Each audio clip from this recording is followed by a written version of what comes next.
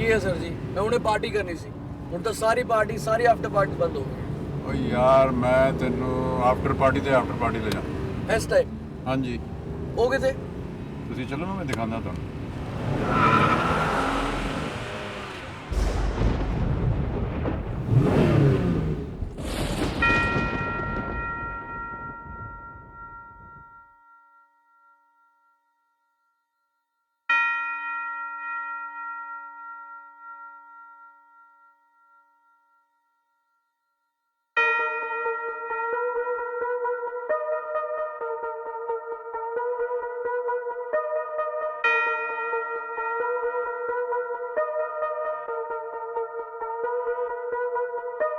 Don't waste your time, अब सुन लो तुम मेरी बात। कहाँ ढूंढोगे इस शहर में क्लब तुम आधी रात। Don't waste your time, अब सुन लो तुम मेरी बात। कहाँ ढूंढोगे इस शहर में क्लब तुम आधी रात। जब सारी दुनिया सो जाती है आफ्टर पार्टी हो जाती है। आफ्टर पार्टी के भी आफ्टर जो चले ये वो पार्टी है। सारी दुनिया सो जाती है आफ्टर पार्टी हो जाती है। आफ्टर पार्टी के भी आफ्टर जो चले ये वो पार्टी है। Party with the Bhutnath, relax man. Come party with the Bhutnath, relax man.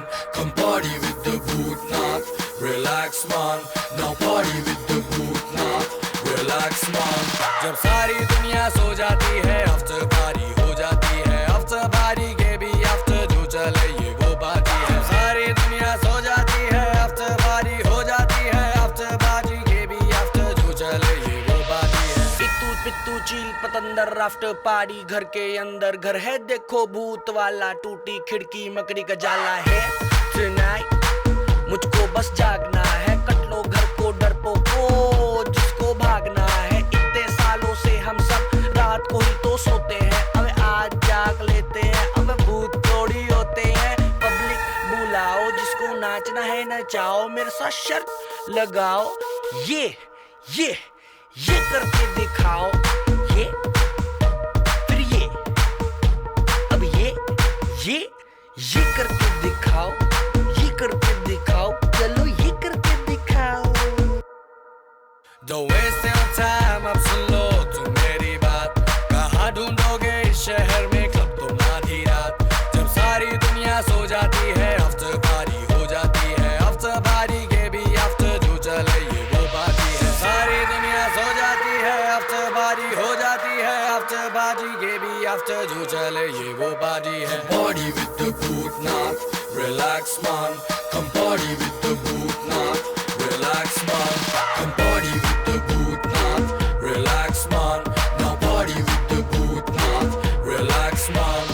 Music बजाते जाओ दारू पिलाते जाओ हाथों को उठाते जाओ आज रात सबको नचाते जाओ। Party with the Bhutnath, relax man. Come party with the Bhutnath, relax man. Come party with the Bhutnath, relax man. Come party with the Bhutnath. It's your boy Yo Honey Singer।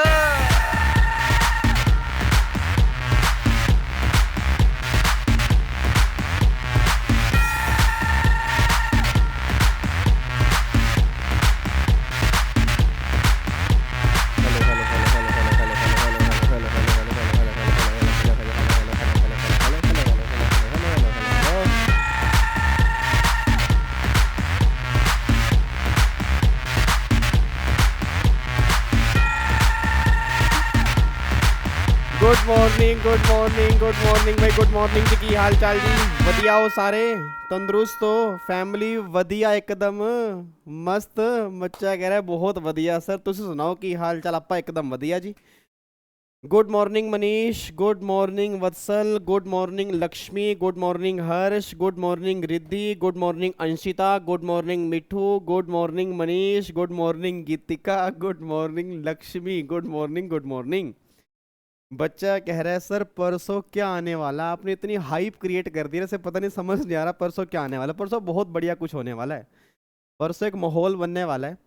मतलब मुझे याद है कि 8 साल पहले जब मैंने पढ़ाना स्टार्ट किया था तो एक यूट्यूब का ट्रेंड स्टार्ट किया था कि CS के बच्चों को भी यूट्यूब पे रिवीजन क्लास मिलनी चाहिए। और भगवान की दया से आज वो ट्रेंड इतना बढ़िया चल रहा है ना, मस्त मज़ा आ रहा है। मतलब मैं कहता हूँ हर बच्चे का बेनिफिट होता है जी। मतलब सही बता रहा हूँ सर, दिल से बता रहा हूँ, जब मैं यूट्यूब पे रिवीजन क्लास डालता हूँ दिल को सेटिस्फेक्शन तो मिलती ही है, बट एक ये भी सेटिस्फेक्शन होती है कि जो बच्चे रिवीजन खुद नहीं कर पाते, कम से कम उनको मैं रिवीजन प्रोवाइड करवा रहा हूँ, या मज़ा आता है जी। ठीक है जी। और ऐसे ही 5 तारीख को कुछ ऐसा होने जा रहा है, एक थोड़ा सा कोशिश की जाएगी दोबारा से एक ट्रेंड चेंज करने की, और 5 तारीख को ही पता लगेगा वो शाम को, पहले नहीं बताऊंगा सर। शाम को 7 बजे चुप करके बैठ जाना जी। एग्जीक्यूटिव वाले बच्चे, प्रोफेशनल वाले बच्चे, इवन अगर कोई CA CMA के बच्चे भी है ना, उनके लिए भी कुछ आने जा रहा है।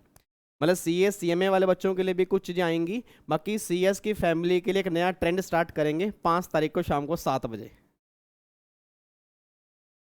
Sir you are looking very good in white shirt. Oh my god, शर्म आ रही है मुझे, मेरे को मुंह पे चुन्नी करनी पड़ जाएगी।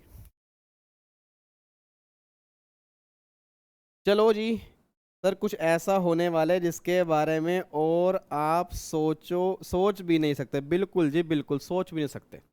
एक्सपेक्टेशन से परे, मतलब इमेजिनेशन से परे कोई चीज़ होती है ना, वो चीज़ होगी। चलो देखो, जो भी होगा यार, जो भी होगा आपके फ़ायदे के लिए होगा, मैं सही बता रहा हूँ। मतलब ना कई बच्चे मुझसे कल से पूछ रहे हैं सर ये क्या डाल रहे हो, मतलब एक तरफ आप खड़े हो, एक तरफ वो शेडो है, तो कौन, मतलब कौन आपस में जुड़ रहा है, कौन मिल रहा है, कौन आ रहा है। मतलब हमें हमारे पल्ले नहीं कुछ पड़ रहा। पता लगेगा 5 तारीख को शाम को 7 बजे पता लगेगा सर। मतलब बहुत बढ़िया चीज़, मतलब ऐसे बता रहा हूँ, आप खुश नहीं हो जाओ ना, आप अगर प्यार नहीं करने लग जाओ, फिर आप मुझे कह देना कि सर मज़ा आ गया। आपको मज़ा आएगा सर, मैं सही बता रहा हूँ। 5 तारीख को अनाउंसमेंट आएगी, 6 तारीख को ना बहुत सारे बच्चों का फ्यूचर बदलना स्टार्ट हो जाएगा। इतना मेरा आपसे वादा है, इतना मेरा आपसे वादा है। मैंने आपसे वादा कभी झूठा तो नहीं किया ना, आज तक आप मेरे को इतने साल से देख रहे हो, तो वादा झूठा तो आज तक कभी नहीं किया ना। इतना मेरा वादा है कि 5 तारीख को अनाउंसमेंट आएगी, 6 तारीख से ना बहुत सारे बच्चों का फ्यूचर चेंज होना स्टार्ट हो जाएगा। मतलब एक आपको लगेगा कि वाकई अनाउंसमेंट जो होती है ना, और रिवोल्यूशन जो होता है, इसको एक्चुअल में कहते हैं कि रिवोल्यूशन क्या होता है, वो 5 तारीख को पता लगेगा जी। ठीक है, एक कोशिश है कुछ बढ़िया करने की, एक कोशिश है कुछ अच्छा करने की, एक कोशिश है बहुत सारे ड्रीम लेके आके चलने की, और एक कोशिश है कि हर बच्चे का फ़ायदा हो। मतलब हर बच्चे का ना फ़ायदा होना चाहिए। उस कोशिश के साथ एक 5 तारीख को अनाउंसमेंट आएगी शाम को 7 बजे। आपने यहाँ बैठ जाना है, मैं कह रहा हूँ बस सारे बच्चे, ठीक है ना। और CA CMA के कोई दोस्त हैं, चाहे उनको पकड़ के भी ले आना कि भाई तुम भी आ जा, तेरे लिए भी अनाउंसमेंट है। ठीक है, कुछ बढ़िया करेंगे, कुछ मस्त करेंगे, और हर बच्चे के फेवर में करेंगे जी। वत्सल अगर ऐसा हुआ ना VG स्टडी हब फोन, ये क्या कह रहे हो जी? लाइक मैं भी बताऊंगा। वत्सल क्या कह रहा है नालायक ये? अरे नहीं नहीं, वो नालायक, अरे वत्सल मेरी बात उनसे होती रहती है। अब मेरा तो प्रोफेशनल में सर अब नहीं रुका जा। नहीं नहीं, वत्सल जो कह रहा है वो नहीं है, वत्सल जो कह रहा है वो नहीं है नालायक को, वत्सल जो कह रहा है वो नहीं है। ठीक है, मेरी बात होती रहती है शुभम सर से। शुभम सर से मेरी बात क्यों नहीं होती? होती है नालायक, वो तो इतनी दूर बैठे हैं, मीलों दूर बैठे हैं। हम नॉर्मली बात करते हैं, हम बच्चों के फेवर में ही काम करते हैं यार। ठीक है, वैसे भी फ्यूचर में तो प्रोफेशनल में एडवांस टैक्स ही खत्म हो रहा है नालायकों। अब तो प्रोफेशनल में वैसे ही टैक्स नहीं है। कहीं सर वत्सल तो नहीं आ रहा पढ़ाने? हाँ चलो रुको, अब एक बार ऐसा करते हैं, 5 तारीख को पता लगेगा शाम को 7 बजे। ठीक है जी, 5 तारीख को सब पता लग जाएगा, कौन आ रहा है, किससे मिलवा रहा हूँ, क्या रिवोल्यूशन है, बच्चों के फेवर में है या नहीं है, बच्चे खुश होंगे या नहीं होंगे, ये सब कुछ 5 तारीख को पता लग जाएगा। परसों की बात है, शाम को 7 बजे आके बैठ जाना नालायकों। हाँ अभी बता दो, अभी बता दो, देख लेंगे 5 तारीख को शाम को 7 बजे। चलो जी, एक बार पहले फटाफट से भगवान जी की प्रार्थना कर लेते हैं। एक बार फटाफट से भगवान जी की प्रार्थना कर लेते हैं, उसके बाद फिर अपनी क्लास स्टार्ट करेंगे। सारे बच्चे फटाफट से हाथ जोड़ लो जी, सारे बच्चे फटाफट से हाथ जोड़ लो। 1 2 3 स्टार्ट।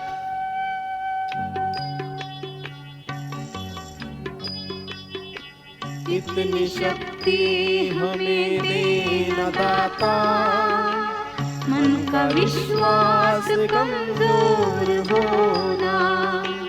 इतनी शक्ति हमें देना दाता, हर रोज शाम को मन का घड़ी विश्वास माई कमजोर तो बचपन से होना। हम चले नेक रास्ते पे हमसे भूल भी कोई भूल होना। इतनी शक्ति हमें देना दाता, मन का विश्वास कमजोर होना।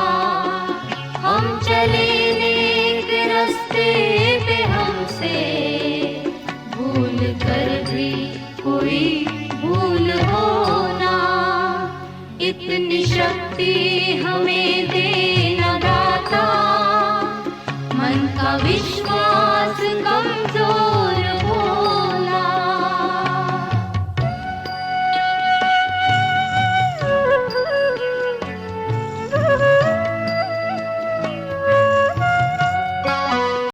चलो जी, लोरी प्रार्थना हमारी कंप्लीट हो चुकी है जी। ठीक है जी, और स्टार्ट करते हैं।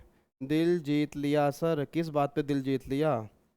शुभम सर के साथ कभी लाइव आना सर। हाँ बिल्कुल आएंगे रे, कोई दिक्कत थोड़ा। शुभम सर तो शुभम सर हैं सर, उनके साथ हाँ बिल्कुल लाइव आएंगे मेरे बच्चा, मेरे बाबू, मेरे नोनू, मेरे भिंडी, मेरे शिमला मिर्च कलर का बच्चा। आएंगे आएंगे, इधर देखो ध्यान से अब। ठीक है चलो जी, क्लास स्टार्ट करते हैं अपनी जी। हमारा पता ना क्या चल रहा था, जीएसटी चल रहा था हमारा। जीएसटी लास्ट क्लास में, क्लास नंबर 2 आज हम जीएसटी की स्टार्ट करने जा रहे हैं। कस्टम चल रहा था ओके। चलो जी, तो हम कस्टम स्टार्ट कर रहे हैं जी। लास्ट क्लास में जो भी हमने कंप्लीट किया था, एक बार फटाफट से उसकी रिवीजन करते हैं। उसके बाद फिर कस्टम के जो बैलेंस प्रोविजन होंगे थोड़े से आज हम और आगे लेके चलेंगे जी। ठीक है जी, एक बार फटाफट से रिवीजन करते हैं जी। एक बार फटाफट से रिवीजन करते हैं सर। थोड़ा सा हिंट दे दो, थोड़ा सा हिंट दे दो। अब हिंट क्या दूं बताओ? हिंट हिंट हिंट है, 5 तारीख को देख लेना। हिंट दे दो नालायक, हिंट दे दो। तुम्हें हिंट दे दो, तुम बन जाओगे बुआ। बुआ का काम क्या होता है? उसके कान में बताना और उसको बोलना कि तू आगे किसी को मत बताइयो। फिर वो आगे बोलेगा, उसको वो बोलना कि तू आगे किसी को मत बताइयो। ऐसे करते करते करते करते करते वो हिंट का ढिंट बन जाएगा। सारी न्यूज़ बाहर आ जाएगी 5 तारीख को आने क्या वाला है। और तुम्हारा काम बुआ वाला ही है, मैं बताऊं। तुम चुगलखोर हो नालायक हो, चुगलखोर हो तुम। चलो इधर देखो ध्यान से, एक बार फटाफट से मेरे को रिवीजन करवा दो जी। लास्ट क्लास में जो भी हमने किया है एक बार फटाफट से रिवीजन करते हैं जी। एक बार फटाफट से रिवीजन करते हैं जी। इधर देखो ध्यान से जी। सर हम आपकी फैमिली नहीं है, तो बुआ भी फैमिली में से ही होती है जी। बुआ भी पापा की बहन होती है। ठीक है, बुआ भी फैमिली का परिवार होती है। फिर भी बुआ क्यों उसका नाम खराब हो जाता है? क्योंकि बुआ चुगलखोर होती है। ठीक है, अब चुप करके यहाँ पे रिवीजन करो फटाफट से जी। अब एक बात मेरे को सोच के बताओ जी। लास्ट क्लास में हमने अपना कस्टम लॉ स्टार्ट किया था। अब मैंने कहा था कि कस्टम एक्ट हमारे सिलेबस में नहीं है, कस्टम लॉ हमारे सिलेबस में। लॉ का मतलब क्या कि एक्ट भी हमें करना है, रूल्स भी हमें करने हैं, notification, circular, clarification, case law जो भी होंगे वो सब हमारे सिलेबस में एप्लीकेबल होंगे। फिर मैंने कहा था कि कस्टम जो एप्लीकेबल होगा वो उसको बनाने वाली कौन है? पहली बात, बनाने वाली पार्लियामेंट है। एंट्री नंबर 83 से कस्टम का लॉ बना है और लिस्ट नंबर 1 से कस्टम का लॉ बना है। कस्टम का रिवेन्यू जो है वो सेंट्रल गवर्नमेंट के पास जाएगा, ये बात हमने क्लियर की थी। उसके बाद मैंने कहा था कि कस्टम ड्यूटी जो एप्लीकेबल होगी वो सिर्फ गुड्स के ऊपर एप्लीकेबल होगी, सर्विस पर एप्लीकेबल नहीं होगी। और कस्टम जो लगेगा वो इंपोर्ट और एक्सपोर्ट पे एप्लीकेबल होगा। मतलब डोमेस्टिक ट्रांजैक्शन में कस्टम ड्यूटी की बात नहीं होगी। मतलब बाहर से इंडिया में सामान आना, इंडिया से बाहर सामान जाना, इसी में कस्टम की बातें होंगी। इंडिया में सामान आने के बाद जब वो सामान बिकेगा तो कस्टम की बातें नहीं होंगी। फिर अगर मैं गुड्स की इंपोर्ट एक्सपोर्ट करूंगा उसमें कस्टम ड्यूटी पे करनी है। अगर मैं सर्विस की इंपोर्ट एक्सपोर्ट करूंगा उस केस में जीएसटी की बातें होंगी, ये बात भी हमने क्लियर की थी। फिर मैंने कहा था कि कस्टम के जो रेट होंगे ना, रेट कहाँ पे होंगे? या तो एक इंपोर्ट टैरिफ होगा या वो एक्सपोर्ट टैरिफ होगा। बट जो भी रेट होंगे उसके लिए एक अलग एक्ट बना हुआ है, कस्टम टैरिफ एक्ट 1975। तो कस्टम में 2 एक्ट हमें करने हैं, एक तो कस्टम एक्ट 1962 हो गया और एक कस्टम टैरिफ एक्ट 1975 हो गया। कस्टम टैरिफ एक्ट में रेट होंगे, 2 शेड्यूल होंगे, schedule number 1, schedule number 2। Schedule 1 को हम क्या बोलते हैं? शेड्यूल 1 में कौन से रेट होंगे? इंपोर्ट के। और शेड्यूल 2 में कौन से रेट होंगे? एक्सपोर्ट के। अब जो इंपोर्ट ड्यूटी के रेट होंगे वो भी 2 तरह के होंगे, एक तो होगा स्टैंडर्ड रेट होगा, एक होगा प्रेफरेंशियल रेट होगा। स्टैंडर्ड का मतलब जो नॉर्मली हर केस में एप्लीकेबल होगा। बट अगर आपने कोई भी गुड्स इंपोर्ट किया होगा मोस्ट फेवर्ड नेशन से, दोबारा बोलो, अगर आपने कोई भी गुड्स इंपोर्ट किया होगा मोस्ट फेवर्ड नेशन से, तो वहां पे प्रेफरेंशियल रेट एप्लीकेबल होंगे, मतलब कंसेशनल रेट एप्लीकेबल होंगे। ये बात हमने कल डिस्कस की थी।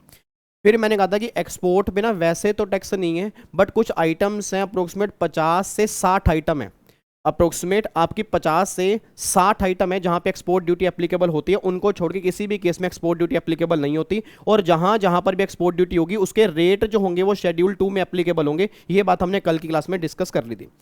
फिर मैंने कहा था जी कस्टम क्या होती है, तो कस्टम एक टैक्स होगा, ड्यूटी होगी। कस्टम एक ड्यूटी है, किसके ऊपर एप्लीकेबल होगी, गुड्स के ऊपर एप्लीकेबल होगी। गुड्स के क्या होने पर होगी, अगर इंपोर्ट करेंगे तो भी कस्टम ड्यूटी लगेगी, अगर एक्सपोर्ट करेंगे तो भी कस्टम ड्यूटी लगेगी। इट मीन्स अगर गुड्स हमने इंपोर्ट किया या गुड्स हमने एक्सपोर्ट किया, उस केस में कस्टम ड्यूटी की बातें होंगी।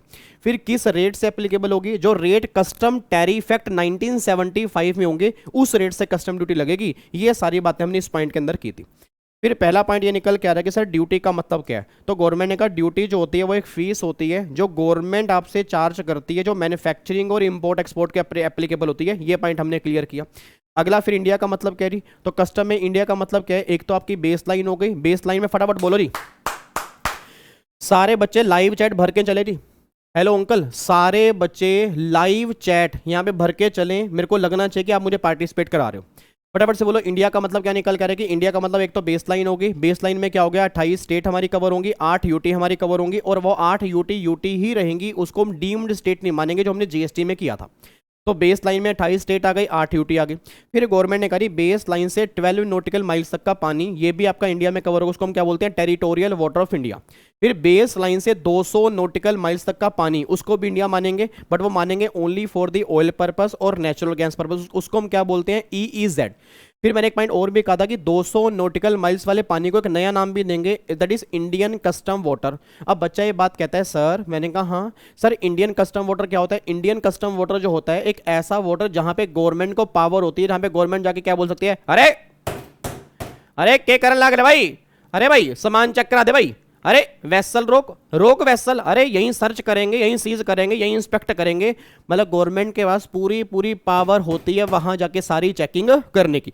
तो मैं ये नहीं कह रहा कि वहां पे ड्यूटी कलेक्ट करने की पावर है, बट गवर्नमेंट को अगर डाउट होगा कि सामान स्मगलिंग का तो नहीं आ रहा, या स्मगलिंग का सामान तो नहीं है, या कोई सामान गलत तो नहीं है, तो गवर्नमेंट करेगी वहां जाके गवर्नमेंट चेक कर सकती है। उसको बोलते हैं इंडियन कस्टम वाटर। और वो कहां तक होगा जी, 200 नॉटिकल माइल्स तक होगा। ये बातें फिर हमने कल कंप्लीट की। फिर इंपोर्ट एक्सपोर्ट का मतलब क्या था, इंपोर्ट का मतलब बाहर से इंडिया में आना, उसको इंपोर्ट बोलते हैं। इंडिया से बाहर जाना, उसको हम क्या बोलते हैं, एक्सपोर्ट बोलते हैं।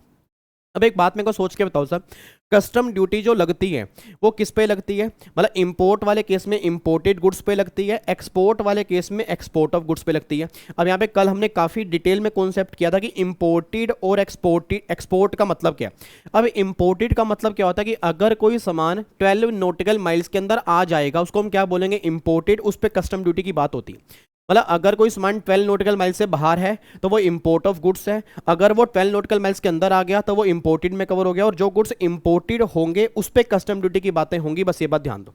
तो एक्सपोर्ट वाले केस में गवर्नमेंट ने क्या बोला कि अगर सामान अब यहां से बाहर जाना है तो जब तक वो 12 नॉटिकल माइल्स के अंदर है उसको बोलेंगे एक्सपोर्ट, जब वो 12 नॉटिकल माइल से बाहर जाएगा उसको क्या बोलेंगे, एक्सपोर्टेड। तो कस्टम ड्यूटी जो है वो एक्सपोर्टेड गुड्स पे एप्लीकेबल नहीं होती, वो एक्सपोर्ट गुड्स पे एप्लीकेबल होती है। ये पॉइंट भी कल हमने क्लियर किया।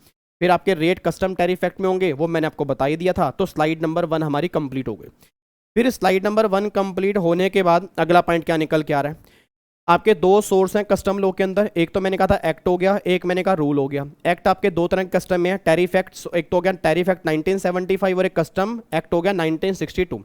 कस्टम एक्ट में क्या होंगे, प्रोविजंस होंगे कि कस्टम लगेगा कैसे, ड्यूटी क्या होंगी, वैल्यू कैसे निकलेगी, पेमेंट कैसे होगी, रजिस्ट्रेशन कैसे होगा, ये सारी की सारी बातें आपकी नॉर्मल जो हैं वो प्रोविजन के अंदर आती हैं।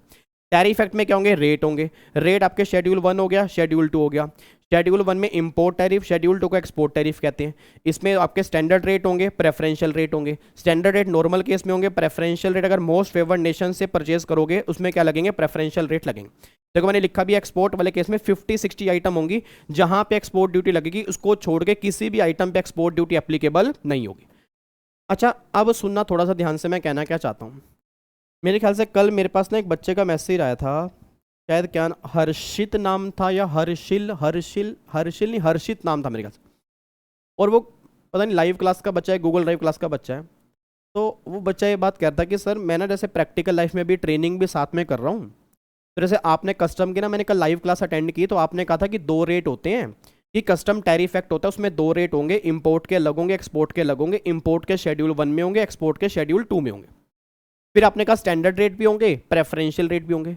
तो कल ना उसने मुझे एक डॉक्यूमेंट भेजा, मतलब एक बिल भेजा कि सारा जो मतलब सर मैं जो काम कर रहा हूँ कि हमारे ऑफिस में ना इंपोर्ट एक्सपोर्ट वाला काम भी होता है। तो अभी हमारे मतलब किसी क्लाइंट ने गुड्स इंपोर्ट किया था, तो किसी क्लाइंट ने गुड्स इंपोर्ट किया था तो उस पर ना कोड नंबर लिखा हुआ था, तो वो कोड नंबर समझ नहीं आ रहा। और जहाँ पे मैं ट्रेनिंग कर रहा हूँ तो उन्होंने मुझे कहा कि इस कोड के बेस पे रेट लगता है। तो आपने तो हमें बताया ही नहीं था कि भाई कोड भी कोई होता है। अब मैं आपको बताने जा रहा हूँ, सुनना ध्यान से। जब भी आप कभी गुड्स इंपोर्ट करते हो ना तो आपके ऊपर लगेगा इंपोर्ट टैरिफ, और जब एक्सपोर्ट करोगे तो क्या लगेगा, एक्सपोर्ट टैरिफ लगेगा। अब जो कस्टम टैरिफ एक्ट में इंपोर्ट टैरिफ होता है, अब इंपोर्ट टैरिफ एक्ट को डिवाइड कैसे किया हुआ है पहले वो सुनो। मतलब जब टैरिफ एक्ट आप ओपन करोगे ना तो सबसे पहले उसको डिवाइड किया हुआ है सेक्शंस में। सेक्शन का मतलब वो सेक्शन नहीं कि सेक्शन 1, सेक्शन 2, सेक्शन 3, सेक्शन 4, उस सेक्शन की बात नहीं कर रहा। सेक्शन का मतलब डिवीजन। सेक्शन का मतलब डिवीजन। जैसे फॉर एग्जांपल गारमेंट्स, मान लो फैब्रिक, स्टील, मान लो आयरन, मतलब ये सेक्शन बने हुए हैं, अलग अलग सेक्शन। जैसे फैब्रिक जो है तो फैब्रिक एक सेक्शन है, उसके नीचे जो पार्ट्स होंगे वो सारे के सारे फैब्रिक के होंगे। मैं इस सेक्शन की बात कर रहा हूँ। जैसे कई बार कहते नहीं, हम कहते थे सर, जैसे हम स्कूल के अंदर पढ़ते थे तो आपका सेक्शन नंबर क्या है जी, हमारा सेक्शन नंबर डी है, हम डी सेक्शन के अंदर हैं, ठीक है जी, आप सी सेक्शन में हो। ऐसे होता था स्कूल के अंदर होता था। तो सेक्शन मीन्स क्या हो गया, डिवीजन हो गया। तो जो आपका कस्टम टैरिफ एक्ट जो है, इंपोर्ट टैरिफ जो है वो डिवाइड है सेक्शंस में। सेक्शन के बाद वहां पे चैप्टर बने हुए हैं जी, सेक्शन के बाद वहां पे चैप्टर बने हुए हैं, चैप्टर के बाद वहां पे हेडिंग बनी हुई है, और हेडिंग के बाद जो है फिर वहां पे वो सब हेडिंग बनी है। इस तरह से वो डिवाइड किया हो। यार एक बात बताओ, आपको याद आ रहा है मैंने आपको कुछ बताया था, जीएसटी में एक HSN कोड होता है, याद है आपको? कितने बच्चों को याद है कि जीएसटी में एक HSN कोड होता था, HSN कोड, जहां पर मैंने कहा था कि अगर टर्नओवर 5 करोड़ तक होती है तो 4 डिजिट का चाहिए, टर्नओवर 5 करोड़ से ऊपर होती है तो 6 डिजिट का चाहिए, कुछ केस में 8 डिजिट का भी वो कोड होता था। तो कोड होता था ना, उसके बेस पे रेट हम डिसाइड करते थे ना, वही सेम कस्टम के अंदर भी है। तो मतलब ये लगा लो सेम सिस्टम कस्टम के अंदर भी है। तो कस्टम टैरिफ एक्ट जो है वो डिवाइड है सेक्शन में, सेक्शन के बाद फिर चैप्टर है, चैप्टर के बाद फिर हेडिंग है, हेडिंग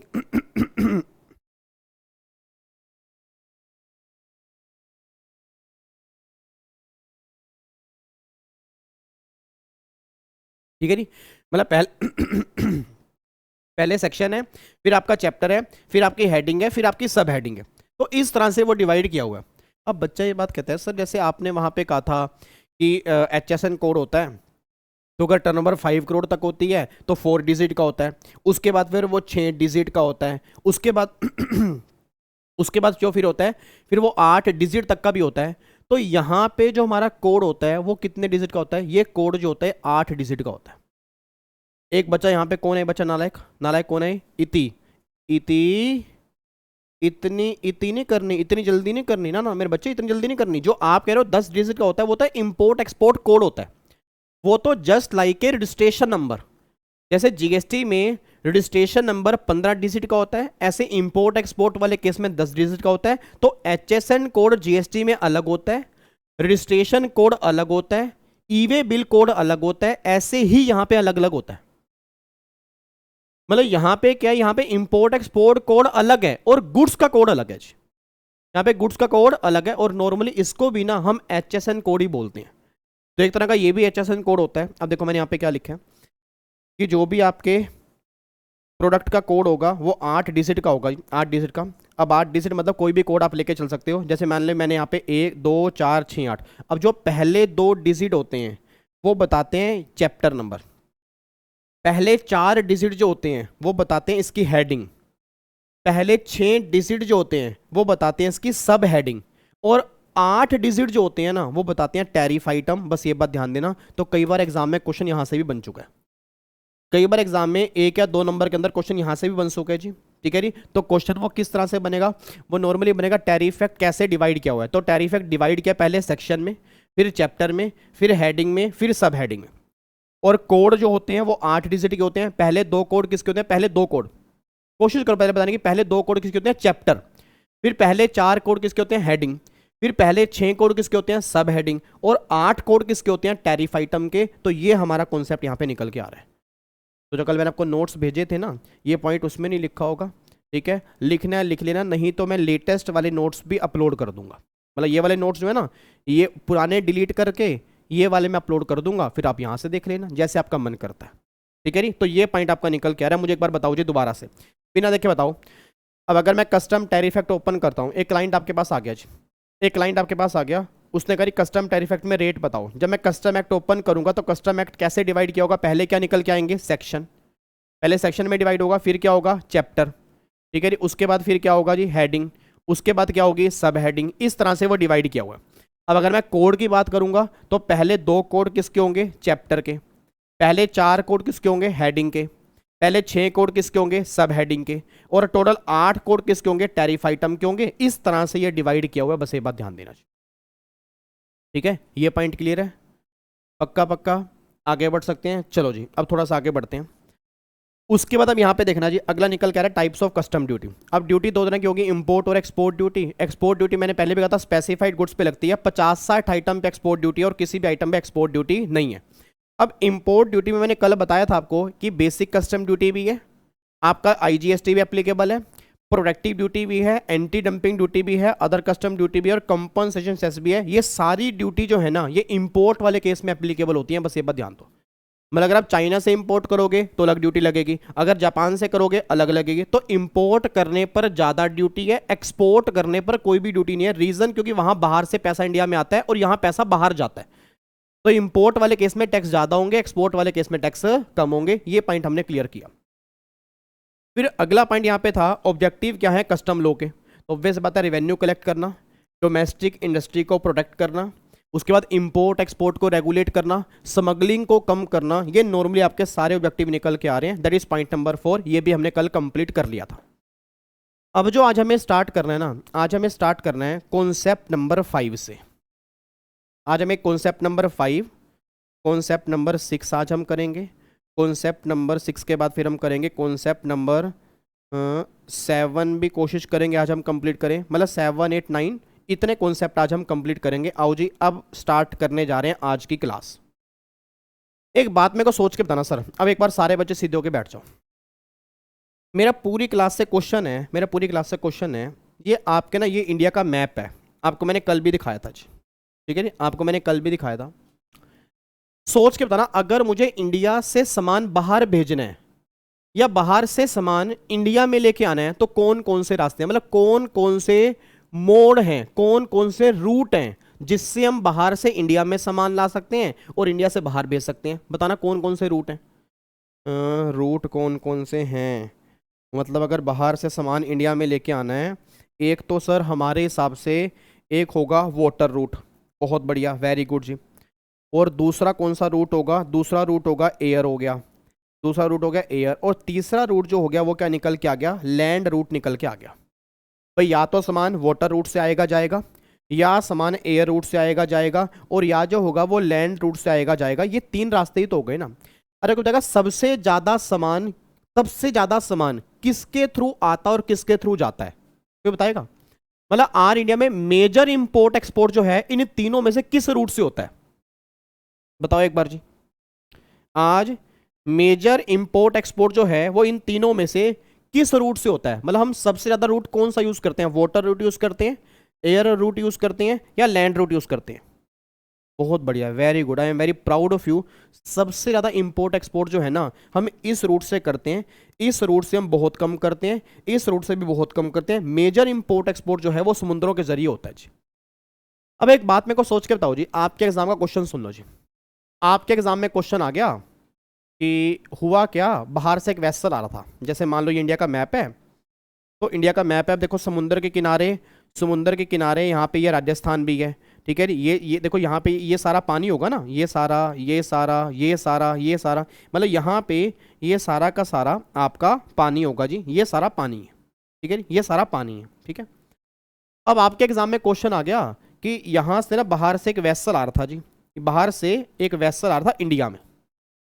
अब कस्टम की बात करूं, कस्टम ओल्ड सिलेबस में जब 30 नंबर का था, ओल्ड सिलेबस में जब कस्टम 30 नंबर का था तो उनके एग्जाम में क्वेश्चन बना कि बाहर से एक वेसल आ रहा था और वेसल जो है वो 12 नॉटिकल माइल्स में आ गया। भाई वेसल जो है वो 12 नॉटिकल माइल्स में आ गया।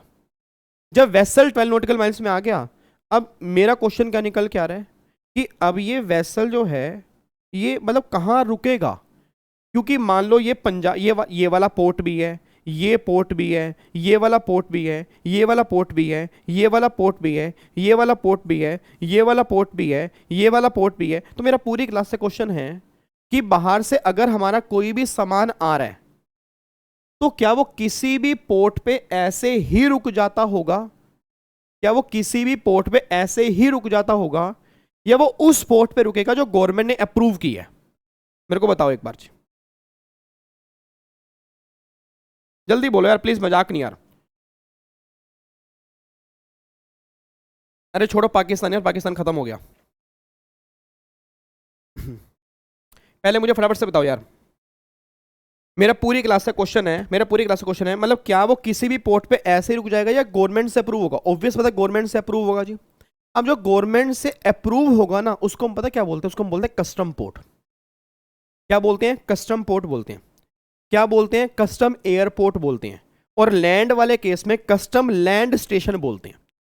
तो मैं दोबारा बोलूंगा, एक तो कस्टम पोर्ट होता है, एक कस्टम एयरपोर्ट होता है और एक कस्टम लैंड स्टेशन होता है, और इन सबको मिला के हम बोलते हैं कस्टम स्टेशन। मतलब custom station include custom port हो गया, कस्टम एयरपोर्ट हो गया, कस्टम लैंड स्टेशन हो गया। अब मैं आपको एक चीज़ दिखाना चाहता हूँ। अब यहाँ पे देखो सर, ये इंडिया का मैप है और ये जितने भी आपको येलो एरिया दिख रहे हैं ना, ये जो आपको येलो एरिया दिख रहे हैं ये सारे के सारे कस्टम पोर्ट हैं। ये सारे के सारे कस्टम पोर्ट है सर। मतलब यहाँ मैं दोबारा बोल रहा हूँ जी, मैं ये नहीं कह रहा कि ये पोर्ट है, मैं ये नहीं कह रहा कि पोर्ट है, ये सारे के सारे कस्टम पोर्ट हैं। बच्चा कह रहा है सर फर्क क्या? बहुत सारा फर्क है सर, बहुत सारा फर्क है।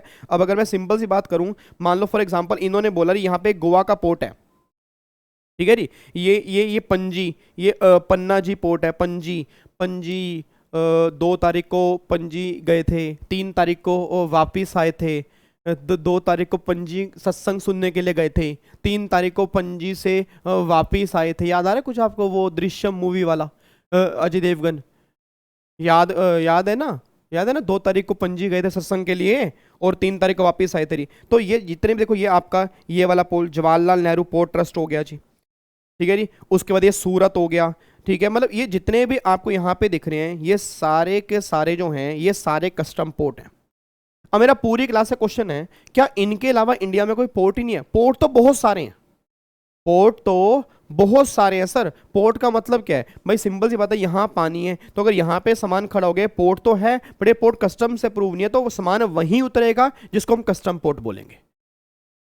सारे इंडिया में इतने सारे पोर्ट बने हुए हैं, आप यहीं पे सामान लेके जाओगे। और ये बात मैं नहीं कर रहा, ये बात एक्ट में लिखी हुई है। तो अगला पॉइंट मैं आपको यहीं दिखाने जा रहा हूँ कि जब भी बाहर से कभी भी सामान आएगा, चाहे वो लैंड रूट से आए, चाहे वो एयर रूट से आए, चाहे वो आपका वाटर रूट से आए, ये लैंड जो होगा ना, मतलब सामान जब उतरेगा तो ये कस्टम पोर्ट पे उतरेगा या कस्टम एयरपोर्ट पे उतरेगा या कस्टम लैंड स्टेशन पे उतरेगा। इसके अलावा और कहीं पर भी सामान नहीं उतरेगा। और आपको मैं थोड़ी सी याद करवा दूं, एक मूवी थी बदमाश कंपनी। बताना किस किसने बदमाश कंपनी मूवी देखी है जी? एक बार बताओ किस किसने वो बदमाश कंपनी, एक मूवी है बदमाश कंपनी, किस किसने वो मूवी देखी है बदमाश कंपनी? देखिए आपने बदमाश कंपनी मूवी? बिल्कुल सही बात है जी, बिल्कुल सही बात है। मेरे को बताओ, मेरे को ये बताओ बस, क्या आपने बदमाश कंपनी मूवी देखी है? चलो कई बच्चों ने देखी है। अरे जिन्होंने बदमाश कंपनी मूवी देखी है ना, पहले तो मैं बोल दूं, जिसने नहीं देखी वो जरूर देख लेना। वैसे मैं ऐसे मूवी देखने के लिए रिकमेंड नहीं करता, मैं सिर्फ अनुपमा सीरियल देखने के लिए रिकमेंड करता हूँ, ठीक है? ठीक है। बट बदमाश कंपनी मूवी जो है ना सर, बदमाश कंपनी मूवी जो है उसमें पूरा कस्टम लो है। अगर आप उस मूवी को देख लोगे ना, आपको वाकई कस्टम मतलब एक्चुअल में ना फील होगा कि आप कस्टम लो पढ़ रहे हो। मैं वैसे उस मूवी को रिकमेंड नहीं करता किसी और मूवी को, बट अगर वो मूवी देखोगे तो आपको फील होगा कि हम वाकई ही हम कस्टम लो पढ़ रहे हैं। तो उस मूवी में अगर आपको थोड़ा बहुत याद आ रहा हो, अगर आपको थोड़ा बहुत उस मूवी में याद आ रहा हो, उसमें ना वो स्मगलिंग होती है। वो राइट पैर के शूज़ और लेफ्ट पैर के शूज़ को अलग अलग कर देते हैं, और फिर आप अभी चेक करना वो किसी और पोर्ट पे रखते हैं और ये किसी और पोर्ट पे रखते हैं, ठीक है। अब वो किसी और पोर्ट पे वो ऐसे पोर्ट पे रखते हैं जो कस्टम पोर्ट नहीं होता। जो ऐसे पोर्ट पे रखते हैं वो कस्टम पोर्ट नहीं है सर। एक तो कस्टम पोर्ट है और दूसरे पे कस्टम पोर्ट नहीं है। तो यार इंडिया में कई सारे पोर्ट बने हुए हैं जी। आज इंडिया में कई सारे पोर्ट बने हुए हैं, बट सारे पोर्ट कस्टम पोर्ट नहीं। बस मैं आपको ये क्लियर करना चाह रहा हूं कि इंडिया में हर पोर्ट कस्टम पोर्ट नहीं होता। तो अगर कोई आपसे पूछ ले कि भाई साहब सामान कहां उतरेगा, तो ये मत बोल देना पोर्ट पे उतरेगा। सर एग्जाम में कई बार कहता है, एग्जाम में जल्दबाजी के चक्कर में सारा काम गलत हो जाता है जी। एग्जाम में जल्दबाजी के चक्कर में सारा काम गलत हो जाता है जी। तो ना किसी को ये मत बोल देना कि सामान पोर्ट पे उतरेगा, आप ये बोलोगे सामान जो है ना वो कस्टम पोर्ट पे उतरेगा जी, या वो कस्टम एयरपोर्ट पे उतरेगा, या वो कस्टम लैंड स्टेशन पे उतरेगा जी। मतलब जो भी गवर्नमेंट अप्रूव पोर्ट होंगे, सामान हमेशा उसी जगह पर उतरता है, उसके बेस पे ही कस्टम ड्यूटी लगती है जी। और अगर आगे पीछे कहीं सामान उतर गया, उसको स्मगल्ड गुड्स कहते हैं, उस पर कस्टम ड्यूटी तो है, साथ में फीस भी है, फाइन भी है, पेनल्टी भी है, और काफ़ी सारी चीज़ें और भी हैं जी। ठीक है, अब मैं देखो यहाँ पे आ रहा हूँ जी, इधर देखो ध्यान से, अब एक बार यहाँ पे चेक करना जी। तो देखो यहाँ पे जी, mode of concept number 5, mode of conveyance. Mode of conveyance कौन कौन से हैं? बाय एयर, एयरक्राफ्ट हो गया। बाय वाटर मतलब वेसल से सामान आ रहा है। बाय रोड, व्हीकल से आएगा जी। बाय रोड कैसे आएगा? व्हीकल से आएगा। अब इसको लैंड कहाँ पे करेंगे? कस्टम पोर्ट पे करेंगे, कस्टम एयरपोर्ट पे करेंगे, या कस्टम लैंड स्टेशन पे करेंगे। आपको लैंड यहीं पे करेंगे, मतलब जो कस्टम अप्रूव स्टेशन होंगे ना, वहीं पर सामान लैंड होगा, उसको छोड़कर और कहीं पर भी लैंड नहीं होगा। बस ये बात ध्यान दो जी। डन है। तो 3 रास्ते सामान बाहर से लेके आने के, जल, थल और वायु। ठीक है जी, क्या मैंने बोला? जल, थल और वायु, इन तीनों से सामान आएगा, और जो सामान उतरेगा वो कस्टम पोर्ट पे उतरेगा जी। डन है जी। अब एक बार यहाँ पे आ जाओ जी, अब एक बार यहाँ पे आओ। अब ये 6 डेफिनेशन है, import, imported goods, importer, export, export goods, exporter. ये 6 डेफिनेशन हमने करनी है, जिसमें से ना 4 तो हम कंप्लीट कर चुके हैं। आपको मैं रिकॉल करवा दूं, इंपोर्ट हम कंप्लीट कर चुके हैं, कल हमने कंप्लीट किया था। इंपोर्टेड गुड्स किसे कहते हैं, वो भी हम कंप्लीट कर चुके हैं। एक्सपोर्ट किसे कहते हैं, वो भी हम कंप्लीट कर चुके हैं। और एक्सपोर्ट गुड्स किसे कहते हैं, ये भी हम कंप्लीट कर चुके हैं। तो ये 4 डेफिनेशन तो हमारी कंप्लीट हो चुकी हैं। एक बार मुझे रिकॉल करवा दो जी, एक बार मुझे रिकॉल करा दो। इंपोर्ट का मतलब क्या है जी?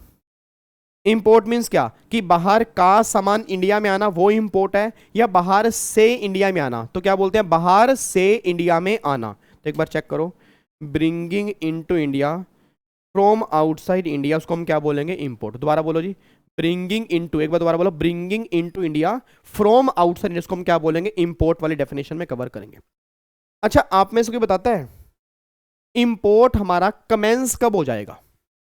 मतलब ये बोल दो कि हम कब कह सकते हैं कि हमने गुड्स इंपोर्ट कर लिया।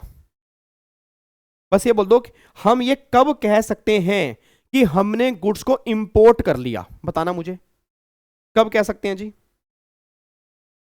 अंशिता, सृष्टि, हर्ष, अदिति, शाबाश शाबाश मेरे बच्चे, शाबाश। मेरे पूरी क्लास से क्वेश्चन है, हम ये कब कह सकते हैं कि हमने गुड्स इंपोर्ट कर लिया? अरे डेफिनेशन नहीं, डेफिनेशन नहीं, मतलब मेरी बात समझ पा रहे हो? मतलब जब एक बात बताओ यार, मेरा पूरी क्लास से क्वेश्चन है, ये मान लो ये एक इंडिया का मैप है, इंडिया का मैप है।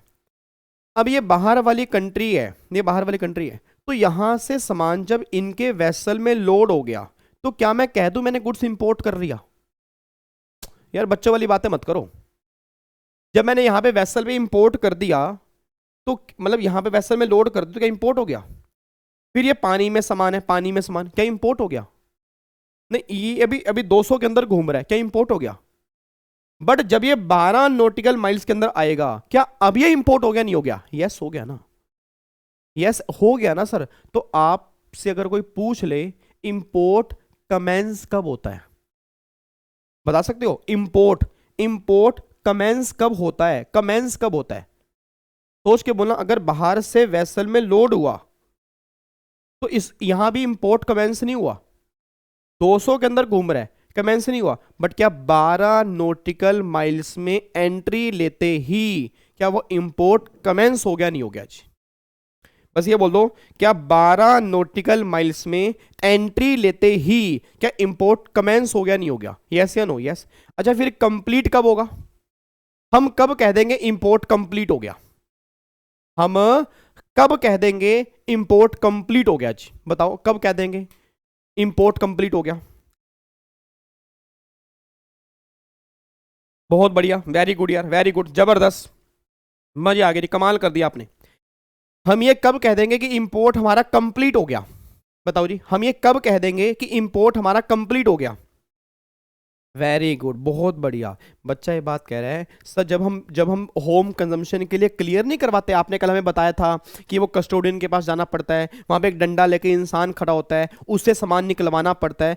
तो जब हम वहां से सामान क्लियर करवा लेंगे, मतलब जब हम ड्यूटी पे कर देंगे ना, फिर हम कह देंगे हमारा इंपोर्ट जो है वो खत्म हो चुका है। तो मैं आपको एक चीज दिखाता हूँ, देखो यहाँ पे क्या लिखा है, देखो नीचे मैंने क्या लिखा है, इंपोर्ट कमेंस कब, इंपोर्ट कमेंस कब होता है, बहुत ध्यान से पढ़ना, when goods cross TWI, when goods cross TWI। Sir ये आपको लग रहा है कि आपके एग्जाम में बनेंगे? ये छोटी छोटी केस स्टडी ना, ये कई बार बन चुकी हैं। ये हैंड रिटन नोट्स मैंने बनाए क्यों हैं? क्योंकि ये सारे के सारे एग्जाम के अंदर बन चुके हैं। तो इसको लाइटली मत लेना जी, इसको लाइटली मत लेना। ये सारे पॉइंट इंपॉर्टेंट जो मैंने हाथ से लिखे हुए हैं, तो कहीं से भी क्वेश्चन बन सकता है, कहीं से भी क्वेश्चन बन सकता है, ठीक है। और जो एग्जीक्यूटिव के अंदर है वो तो एमसीक्यूज बनेगा ही बनेगा जी, वो तो एमसीक्यूज कहीं से भी बन जाएगा, उसमें तो कोई दिक्कत वाली बात ही नहीं है। तो मुझे दोबारा बताओ, इंपोर्ट कमेंस कब होगा? When goods cross territorial water of India, और कंटिन्यू एंड कंप्लीट, कंप्लीट कब होगा? When it become part of mass of goods of the country, मतलब जब वो इंडिया की, मतलब इंडिया का पार्ट बन जाएगा, ठीक है जी, तब तो वो इसका मतलब कंप्लीट का मतलब क्या है, मतलब इंडिया, तो उसने क्या बोला, become part of the mass of the goods of country, ठीक है। मास का मतलब होता है लैंड मास, मतलब जब वो इंडिया की धरती में आ जाएगा तो उसको हम कंप्लीट मान लेंगे। मतलब इसका ये है कि जब बिल ऑफ एंट्री तुम फाइल कर दोगे, मतलब होम कंजम्पशन के लिए तुम अगर क्लियर करवा लोगे, अभी बिल ऑफ एंट्री पे मत जाना कि बिल ऑफ एंट्री क्या होती है, अभी इतना समझो कि जब होम कंजम्पशन के लिए क्लियर करवा लोगे ना, उस टाइम हम मान लेंगे कि तुम्हारा इंपोर्ट कंप्लीट हो चुका है, ठीक है। तो ये तुम्हारी इंपोर्ट की डेफिनेशन है। डन, लॉक कर दें। अब आगे देखो, इंपोर्टेड गुड्स का मतलब क्या है। अच्छा अपने आप बोल दो, मैंने कल आपको बताया था जी, मेरे को बताओ, जल्दी बताओ यार, मैं नहीं खेलूंगा, मेरे को बताओ इंपोर्टेड गुड्स का मतलब क्या है। हाँ जी, इंपोर्टेड गुड्स का मतलब बताओ भाई। अरे भाई, अरे मन ने ये बता दे भाई, इंपोर्टेड गुड्स का मतलब क्या है? इंपोर्टेड गुड्स का मतलब क्या है? कौन से गुड्स इंपोर्टेड गुड्स हैं? हाँ, हर थ्योरी भी बन जाती है। कई बार ये भी होगा, 2 के 2 क्वेश्चन थ्योरी बन जाए, 10 नंबर का है ना, तो 2 क्वेश्चन थ्योरी बन सकते हैं, ठीक है। और एग्जीक्यूटिव में तो 5 नंबर का, तो एमसीक्यूज भी बनेंगे, थ्योरी प्रैक्टिकल मिक्स बनते हैं उसमें से, तो ठीक है। मेरे को बताओ भाई, ये बताओ इंपोर्टेड गुड्स का मतलब क्या है? कल हमने किया था जी, कल हमने किया था इंपोर्टेड गुड्स, बोलो भाई। Cross 12 nautical miles before home consumption. क्या बात है, क्या बात है। एक बात मेरे को बता देना जी, ये परफ्यूम मैंने बाहर से मंगा लिया जी, ये परफ्यूम मैंने बाहर से मंगाया, इस पे ड्यूटी पे कर दी, क्या ये इंपोर्टेड गुड्स है? बोलो बच्चे बोलो, क्या ये इंपोर्टेड गुड्स है? ये वाला परफ्यूम भी मैंने बाहर से मंगाया था, इस पे ड्यूटी पे कर दी, क्या ये इंपोर्टेड गुड्स है या नहीं? बोलो बच्चे बोलो। एक बात और बताओ, ये स्केच पेन, अच्छा ओके, ये स्केच पेन, ये स्केच पेन मैंने बाहर से मंगाए थे, इस पे अभी तक मैंने ड्यूटी पे नहीं की, इसको अभी तक मैंने होम कंजम्पशन के लिए क्लियर नहीं करवाया, डिपार्टमेंट मुझसे ड्यूटी मांग रहा है, हाँ जी मैंने ड्यूटी पे नहीं की, क्या ये गुड्स इंपोर्टेड गुड्स है? यस या नो? यस, ये इंपोर्टेड गुड्स है।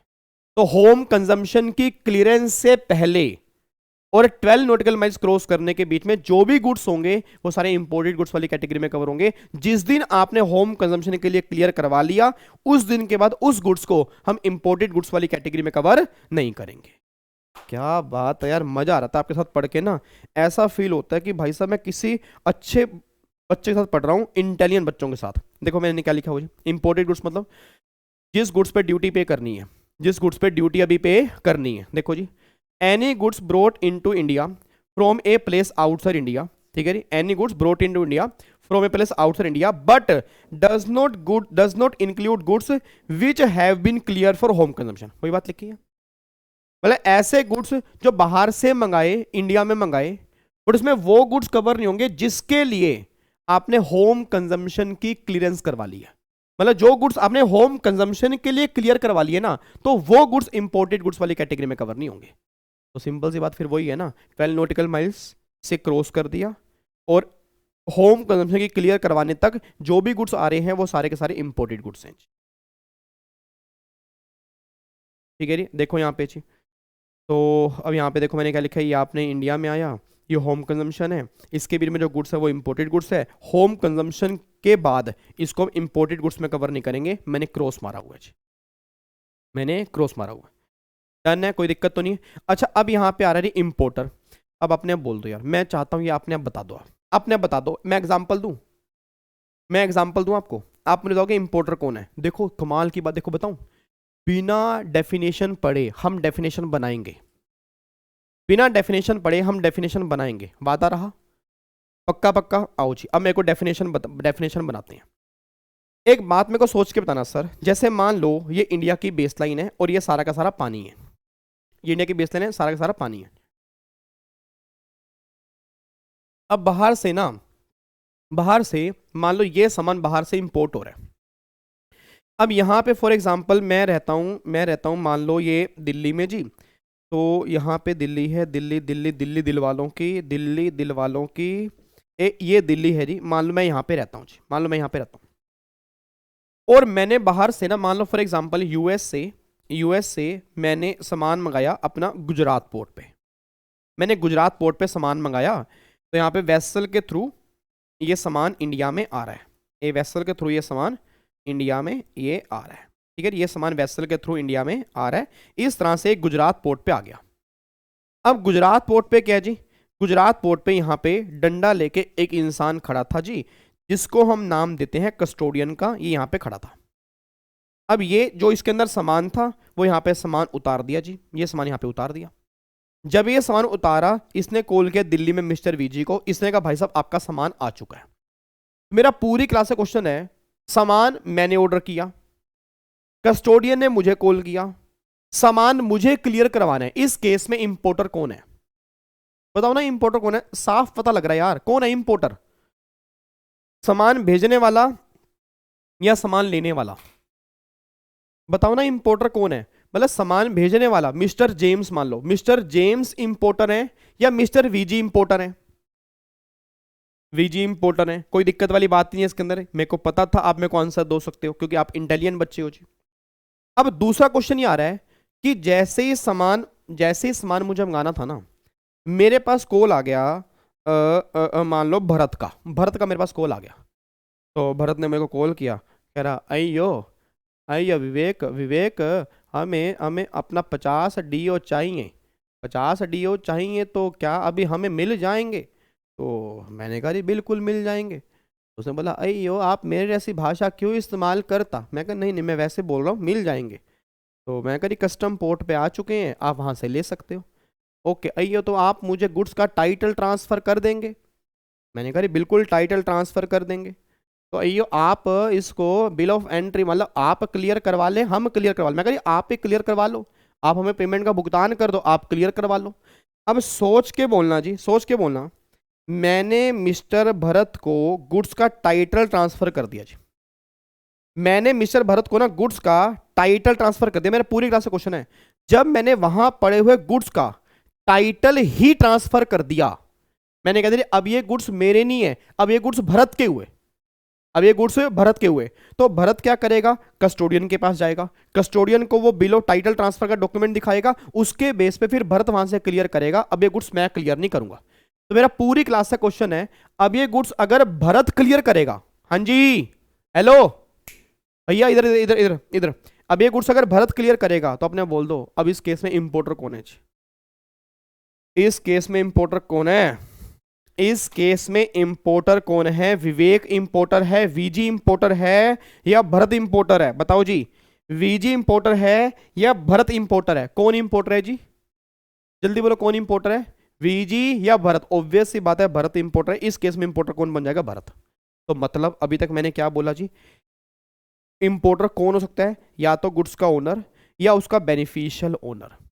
बेनिफिशियल ओनर का मतलब कि जिसको मैंने कह दिया कि तुम मेरे बिहाफ पे इसको मतलब यहां से रिमूव करवा सकते हो, तुम मेरे बिहाफ पे इसको यहां से लेके जा सकते हो, तो मतलब मेरी डायरेक्शन से, मेरे साइन से अगर कोई दूसरा पर्सन इसको अगर वहां से क्लियर करवा रहा है, उसको भी हम इंपोर्टर वाली कैटेगरी में कवर करेंगे, वो इंपोर्ट ड्यूटी पे करेगा। अब तीसरा, गवर्नमेंट यहां पे एक बात और कहती है कि अगर ओनर और बेनिफिशियल ओनर का पता ही नहीं लग रहा, जैसे कई बार आपने देखा मूवी के अंदर क्या होता है, कई बार मूवी के अंदर क्या होता है, मूवी के अंदर कई बार ना मतलब सामान मिल जाता है, एक सामान चोरी का मिल गया, एक सामान चोरी का मिल गया, तो एक सामान चोरी का मिल गया, ना उसका ओनर कोई पता, ना कोई बेनिफिशियल ओनर पता। आपने अगर पुराने जमाने की मूवी देखी हो तो पुराने जमाने की वो मतलब शोले हो गया या संघर्ष मूवी हो गया, मतलब कई सारी मूवियाँ पुराने जमाने के ऐसे हैं जिसमें मतलब अपना उसके अंदर सामान गुम हो जाता था, मतलब सामान मिला पुलिस वालों को और वो सामान लेने का कोई ओनर ही नहीं है, उसको लेने वाला ही नहीं है, उसका बेनिफिशियल ओनर ही नहीं है। अब क्या होगा जी? सर ऐसा क्या कस्टम के अंदर भी होता है? यस।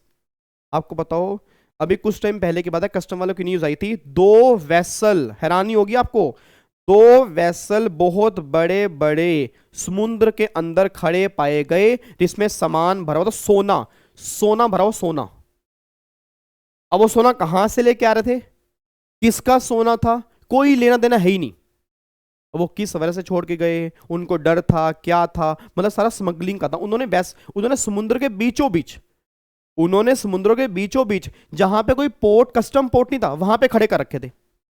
रीजन उनको था कि पुलिस वाले पहुंचेंगे नहीं जी, उनको था पुलिस वाले पहुंचेंगे नहीं, कस्टम पोर्ट तो है नहीं, इंक्वायरी होगी नहीं, जब बात के अंदर मामला ठंडा हो जाएगा फिर हम वहां से जाके धीरे धीरे धीरे धीरे वहां से गोल्ड ले आएंगे। सर क्या प्रैक्टिकल लाइफ में ऐसा होता है? बहुत ऐसा होता है सर।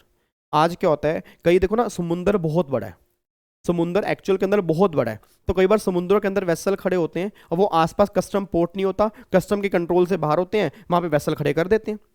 फिर वो क्या करते हैं, छोटी छोटी शिप लेके जाते हैं, छोटी छोटी बोट्स लेके जाते हैं, उसमें सामान उतारते हैं, फिर वो इंडिया में लेके आते हैं। इस तरह स्मगलिंग वाला सामान ऐसे आता है। एक बात बताओ, गफार मार्केट आपने कई बार देखा होगा, इंडिया में 2 नंबर का सामान आता है सर, एप्पल। अगर आप गफार के अंदर जाओगे ना, गफार मार्केट है करोल बाग के अंदर, गफार के अंदर एप्पल आपको उसकी फर्स्ट कॉपी भी 20-30 हज़ार रुपए का एप्पल मिल जाएगा। आज इंडिया में क्या चीज पॉसिबल है सर? आज स्मगलिंग का बहुत सामान आ रहा है, आज बाहर वाली कंट्री से लोग स्मगलिंग का बहुत सामान लेके आते हैं और उसको लाने के तरीके होते हैं। अब सुनना ध्यान से, मैं कहना क्या चाह रहा हूं। अब फॉर एग्जाम्पल जैसे मान लो ये वेसल खड़े थे, अब ये वेसल खड़े थे तो पुलिस वालों ने देख लिया, भाई साहब पुलिस वालों ने कहा अरे भाई एक बात बता, ये वेसल किसका है? अब वेसल की मान लो जी यहाँ पे इंक्वायरी की, उन्होंने देखा कि भाई साहब अच्छा ये वेसल ये अपना, इसके अंदर कुछ भी नहीं और ये सारा का सारा गोल्ड है। अब जो गवर्नमेंट ने देखा भाई ये सारा गोल्ड है, इसका कोई ओनर, गवर्नमेंट ने न्यूज़पेपर के अंदर अनाउंसमेंट की कि भाई साहब ओनर, बेनिफिशियल ओनर कोई नहीं आया, मतलब कोई भी नहीं आया। अब एक पर्सन इसकी ओनरशिप क्लेम करने के लिए आ गया, एक पर्सन इसकी ओनरशिप क्लेम करने के लिए आ गया जी। अब ओनरशिप क्लेम करने के लिए क्या आ गया, जैसे मान लो गवर्नमेंट ने कहा ठीक है जी हम इसका ऑक्शन लगाएंगे जी, हम इसका ऑक्शन लगाएंगे। ऑक्शन का मतलब इसको हम यहाँ पे इसके मतलब बेचेंगे और जो इसको लेना चाहता है वो ले सकता है, हम थोड़ा सा कम प्राइस पर दे देंगे। मेरा पूरी क्लास से क्वेश्चन है, गवर्नमेंट ने ऑक्शन लगा दिया जी, गवर्नमेंट ने ऑक्शन लगा दिया, गवर्नमेंट ने कहा भाई साहब ये सामान हम तुम्हें 50 लाख रुपए का देंगे जी, बताओ। अच्छा अब जो इस सामान को ले रहा है क्या वो इसका ओनर है? एक्चुअल ओनर तो नहीं है ना सर, बच्चा कह रहा ओनर तो है, एक्चुअल ओनर तो नहीं है। क्या वो इसका बेनिफिशियल ओनर है? नहीं। बट क्या वो इसकी ओनरशिप का राइट क्लेम कर रहा है? नहीं क्लेम कर रहा। ये बोल दो, क्या वो इसकी ओनरशिप का राइट क्लेम कर रहा है? नहीं क्लेम कर रहा जी। क्या वो इसकी ओनरशिप का राइट क्लेम करने को तैयार है या नहीं है? क्या वो ये कह रहा है, नहीं कह रहा कि यस मैं इसका ओनर बनने को तैयार हूं, मैं 50 लाख में लेने को तैयार हूं, तो क्या वो इसकी ओनरशिप का राइट क्लेम कर रहा है? नहीं क्लेम कर रहा। यस क्लेम कर रहा है, तो क्या ये भी इंपोर्टर वाली कैटेगरी में कवर हो जाएगा? नहीं हो जाएगा। यस, फिर गवर्नमेंट इससे कस्टम ड्यूटी लेगी जी। तो सिंपल सी बात है, इंपोर्टर में 3 कैटेगरी होती हैं, ओनर जो एक्चुअल ओनर होता है, उस या जिसके मतलब जो इसके बिहाफ पे सामान वहां से क्लियर करवाएगा, दैट इज बेनिफिशियल ओनर, वो भी इंपोर्टर बनेगा। या ऐसा पर्सन जिसमें ओनर और बेनिफिशियल ओनर नॉट नोन है, उसको आप आइडेंटिफाई नहीं कर पा रहे, बट जो ओनरशिप का राइट क्लेम कर रहा है उसको भी इंपोर्टर वाली कैटेगरी में कवर करेंगे। बस ये बात ध्यान दो जी। अब मैं आपको दिखाता हूं जी इंपोर्टर की डेफिनेशन। देखो जी इंपोर्टर क्या लिखा हुआ है, any goods at any time between their importation and the time when they are clear for home consumption includes. अब देखो क्या लिखा है, एनी ओनर, बेनिफिशियल ओनर मतलब मेरे बिहाफ पे गुड्स क्लियर करवाना, और any person holding himself out of to be importer, मतलब जो अपने आप को इम्पोर्टर कहला रहा है, अपने आप को कह रहा है कि मैं इसका राइट क्लेम करूंगा, उसको भी इम्पोर्टर वाली कैटेगरी में कवर कर देंगे। और ये नॉर्मली केस कब होता है जी? ये तब होता है जब बेनिफिशियल ओनर और ओनर पता नहीं होते। उस केस में जो भी इसका राइट क्लेम करेगा उसको भी इम्पोर्टर कह देंगे। तो देखो मैंने यहाँ पे क्या लिखा है, इंपोर्ट होने के बाद और होम कंजम्पशन से पहले, इसके बीच में जो भी इसका राइट क्लेम करेगा, चाहे वो ओनर हो, चाहे बेनिफिशियल ओनर हो, चाहे वो थर्ड पार्टी हो, इन सबको इंपोर्टर वाली कैटेगरी में कवर करेंगे और इससे हम कस्टम ड्यूटी लेंगे जी। अब बताओ जी, अब बताओ ये क्लियर हो गया नहीं हो गया जी? देखो रटने वाली बात नहीं है सर, लोग ना कस्टम को रट के चलते हैं, बट अगर आप प्रैक्टिकली समझोगे तो रटने की बात ही नहीं है, क्योंकि सारा कुछ इमेजिनेशन में है, सारा कुछ इमेजिनेशन में है कि एक्चुअल ओनर, बेनिफिशियल ओनर और जो इसका राइट क्लेम करेगा, ये तीनों इंपोर्टर वाली कैटेगरी में कवर हो जाएंगे। डन है जी? पक्का पक्का? अब आओ जी, आगे आओ जी।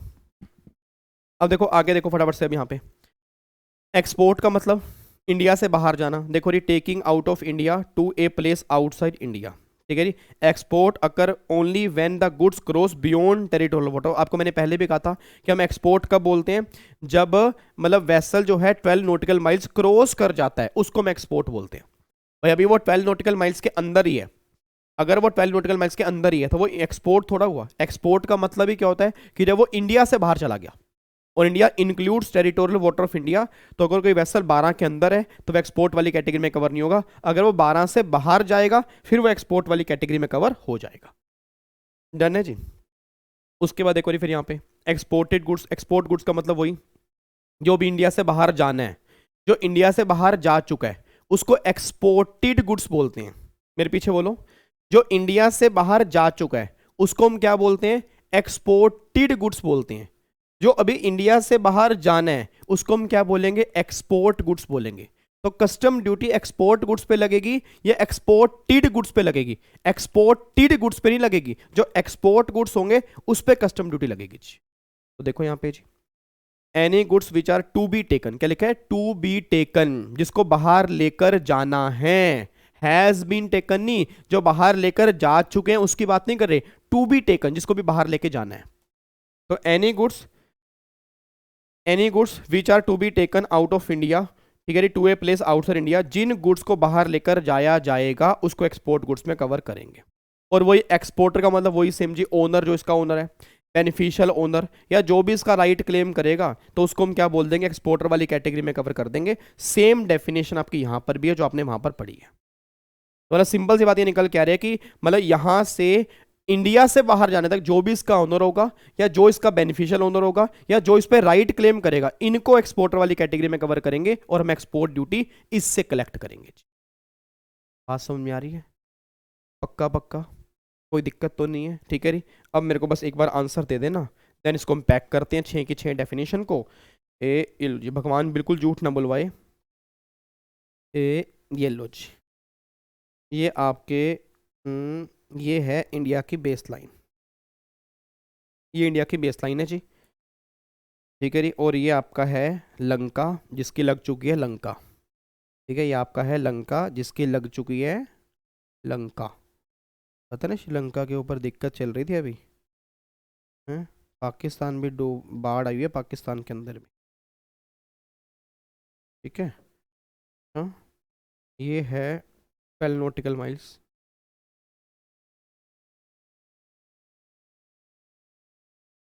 ठीक है जी। और ये है 200 नॉटिकल माइल।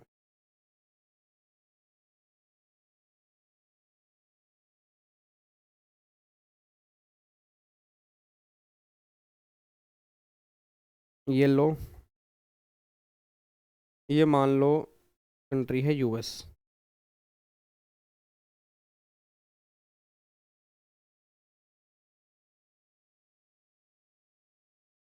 ये मान लो कंट्री है जापान। जो ऑक्शन में खरीदेगा वो इंपोर्ट होगा, बिल्कुल जी, क्योंकि वो कस्टम ड्यूटी भी तो पे करेगा ना।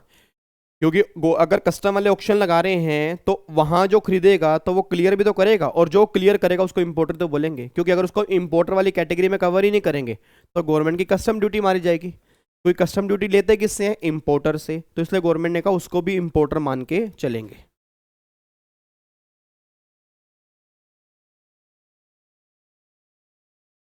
अब सुना ध्यान से, एक प्लीज बातचीत नहीं, ये एक कस्टम पोर्ट है, इसको बोलते हैं मुंबई कस्टम पोर्ट, मान लेते हैं मुंबई कस्टम पोर्ट है ये, और ये कस्टम पोर्ट जो है ये मान लेते हैं केरला कस्टम पोर्ट, ये केरला कस्टम पोर्ट है, ठीक है। अच्छा अब मान लो ये मैं हूं जी मिस्टर वी जी, और ये मान लो ये भी मैं हूं मिस्टर वी जी। नहीं नहीं, ये बनाना नहीं है जी सर। अगर ऑक्शन में गुड्स नहीं बिकता तब क्या करते गवर्नमेंट? बिक जाता है सामान, रेट बहुत सस्ता होता है जी। बिक आज तक कभी कोई गुड्स ऐसा नहीं हुआ जो नहीं बिका हो, बिक जाता है। ऑक्शन के अंदर लोग भर भर के सामान लेते हैं जी। अगर नहीं बिका तो फिर गवर्नमेंट यूज़ करेगी उसको, ठीक है जी। बट ऐसा कभी हुआ नहीं है, नहीं बिका तो फिर गवर्नमेंट यूज़ करेगी। अब सुनना ध्यान से, मैं कहना क्या चाह रहा हूँ, अब सुनो।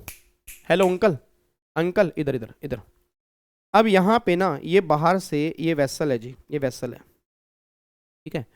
अब यहाँ से इसमें सामान लोड हो गया, ये सामान लोड हो गया। अब ये सामान लोड होने के बाद ये इंडिया में आ रहा है जी, ये इंडिया में आ रहा है, ये लो यहाँ पे ये वेसल आ गया। ये कोई ऑयल रिग्स पर्पस नहीं है, ये नॉर्मल पर्पस है, ऑयल रिग्स वाला नहीं है। ये देखो ये सामान आपका, ये सामान इसके अंदर है। फिर ये वेसल जो है फिर वो यहाँ पे आ गया जी, ये देखो जी, ये वेसल यहाँ पे आ गया, ये वेसल। और फिर ये सामान जो है ये यहाँ पे ये हो गया अनलोड, ये सामान हो गया अनलोड, ठीक है। और यहाँ पे एक खड़ा हुआ है कस्टोडियन, ठीक है, ये डंडा लेके ये कस्टोडियन खड़ा है, ठीक है। और फिर यहाँ से आपने, यहाँ पे एक एग्जिट गेट होगा, तो यहाँ से आपने इसको क्लियर करवा लिया, और अब ये होम कंजम्पशन के लिए आप ले गए, होम कंजम्पशन के लिए आप ले गए। मेरा पूरी क्लास से क्वेश्चन है, पहले मेरे को बताओ इंपोर्ट कमेंस कब से हुआ?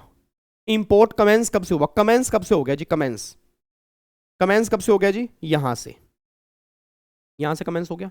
अच्छा क्या यहां से इंपोर्ट कमेंस हो गया था? नहीं।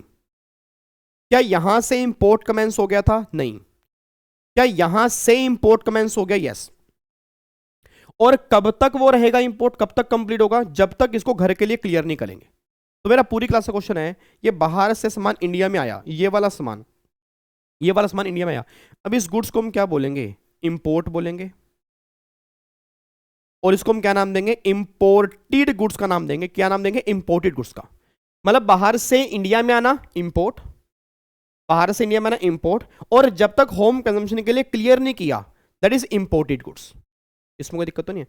अब अपने बोल दो इसमें ओनर कौन है जी? इसमें ओनर कौन है? Owner mister VG. तो ये कौन बन जाएगा? इंपोर्टर। अच्छा मिस्टर वीजी के बिहाफ पे मिस्टर पीजी अगर ये गुड्स क्लियर करवाने हैं, अगर मिस्टर वीजी के बिहाफ पे मिस्टर पीजी ये गुड्स क्लियर करवा रहे हैं, इंपोर्टर कौन बन जाएगा? पीजी। ये गुड्स क्लियर नहीं करवा रहा, ये गुड्स क्लियर नहीं करवा रहा, ठीक है जी। मिस्टर मान लो एसजी, ये कहता है कि मैं इस गुड्स को क्लियर करवाऊंगा जी, मैं इस पे राइट क्लेम कर रहा हूं, ये गुड्स मेरा है। तो अगर ये क्लियर करवाएगा तो फिर इंपोर्टर कौन बन जाएगा? ये इंपोर्टर बन जाएगा। ये सारी बातें हमने इंपोर्टेड गुड्स और इंपोर्टर वाले केस में की हैं, कोई दिक्कत तो नहीं है जी। अब एक्सपोर्ट की बात करते हैं। अब सामान यहां से गया, ये कस्टम पोर्ट पे आपने रख दिया। अब सामान यहां से चलेगा, ये वेसल में क्या होगा जी? इस पे इसको होगा लोड, इस पे लोड करेंगे। फिर ये वेसल आपका आगे चलेगा, ठीक है जी। फिर ये वेसल ये क्रॉस करेगा और यहाँ पे आपका वेसल पहुंच जाएगा। फिर ये वेसल यहां से ये बाहर आपका वेसल जो है यहाँ पे पहुंच जाएगा। मेरा पूरी क्लास का क्वेश्चन है, एक्सपोर्टर कौन है? एक्सपोर्टर कौन है? Mister VG. अच्छा ये गुड्स यहां तक क्या माने, यहां तक क्या मानेंगे? यहां तक इस गुड्स को हम क्या मानेंगे? Export goods. और जैसे ही यहां से बाहर हुआ, इसको हम क्या मानेंगे? एक्सपोर्टेड गुड्स मानेंगे। तो इंडिया से बाहर जाना एक्सपोर्ट, इंडिया से बाहर जाना एक्सपोर्ट, इंडिया तक जो अगर गुड्स है एक्सपोर्ट, इंडिया से बाहर चला गया एक्सपोर्टेड गुड्स, और जो हमें ड्यूटी पे करनी है वो एक्सपोर्ट गुड्स पर करनी है। एक्सपोर्टेड गुड्स पे तो ऑलरेडी ड्यूटी जा चुकी होगी जी। तो मेरे को बताओ जी, इन 6 डेफिनेशन में कोई दिक्कत तो नहीं है जी? ठीक है जी। तो मेरे ख्याल से अब कोई दिक्कत नहीं होनी चाहिए जी। तो 6 की 6 डेफिनेशन हमने पढ़ ली हैं जी, ठीक है जी। 6 की 6 डेफिनेशन हम कंप्लीट कर चुके हैं। अब अगर एक बार आप रीड करोगे तो सारी बातें आपको समझ में आ जाएंगी। आपके एग्जाम में डेफिनेशन कई बार बन चुकी हैं, इसलिए मैं कह रहा हूँ इंपॉर्टेंट हैं। एमसीक्यूज के अंदर तो बनती हैं और सब्जेक्टिव के अंदर भी कई बार बन जाती हैं। तो ये बहुत ज़रूरी है 6 की 6 डेफिनेशन एग्जाम के लिए। कोई दिक्कत तो नहीं है? पक्का पक्का ना, लॉक कर दूं? आओ जी अब एक बार फटाफट से आओ जी, देखो जी हम यहाँ पे अब एक बार चेक कर लो डेफिनेशन ऑफ इंडिया। मैं आपको वैसे बता चुका हूँ, Indian custom water, Indian custom port, ICP का मतलब Indian custom port, 12 nautical miles DWI, 24 nautical miles मैंने कहा था ना पहले था, 24 nautical mile Indian custom water. अब ये एक्सटेंड कहाँ तक हो गया? 200 नॉटिकल माइल्स।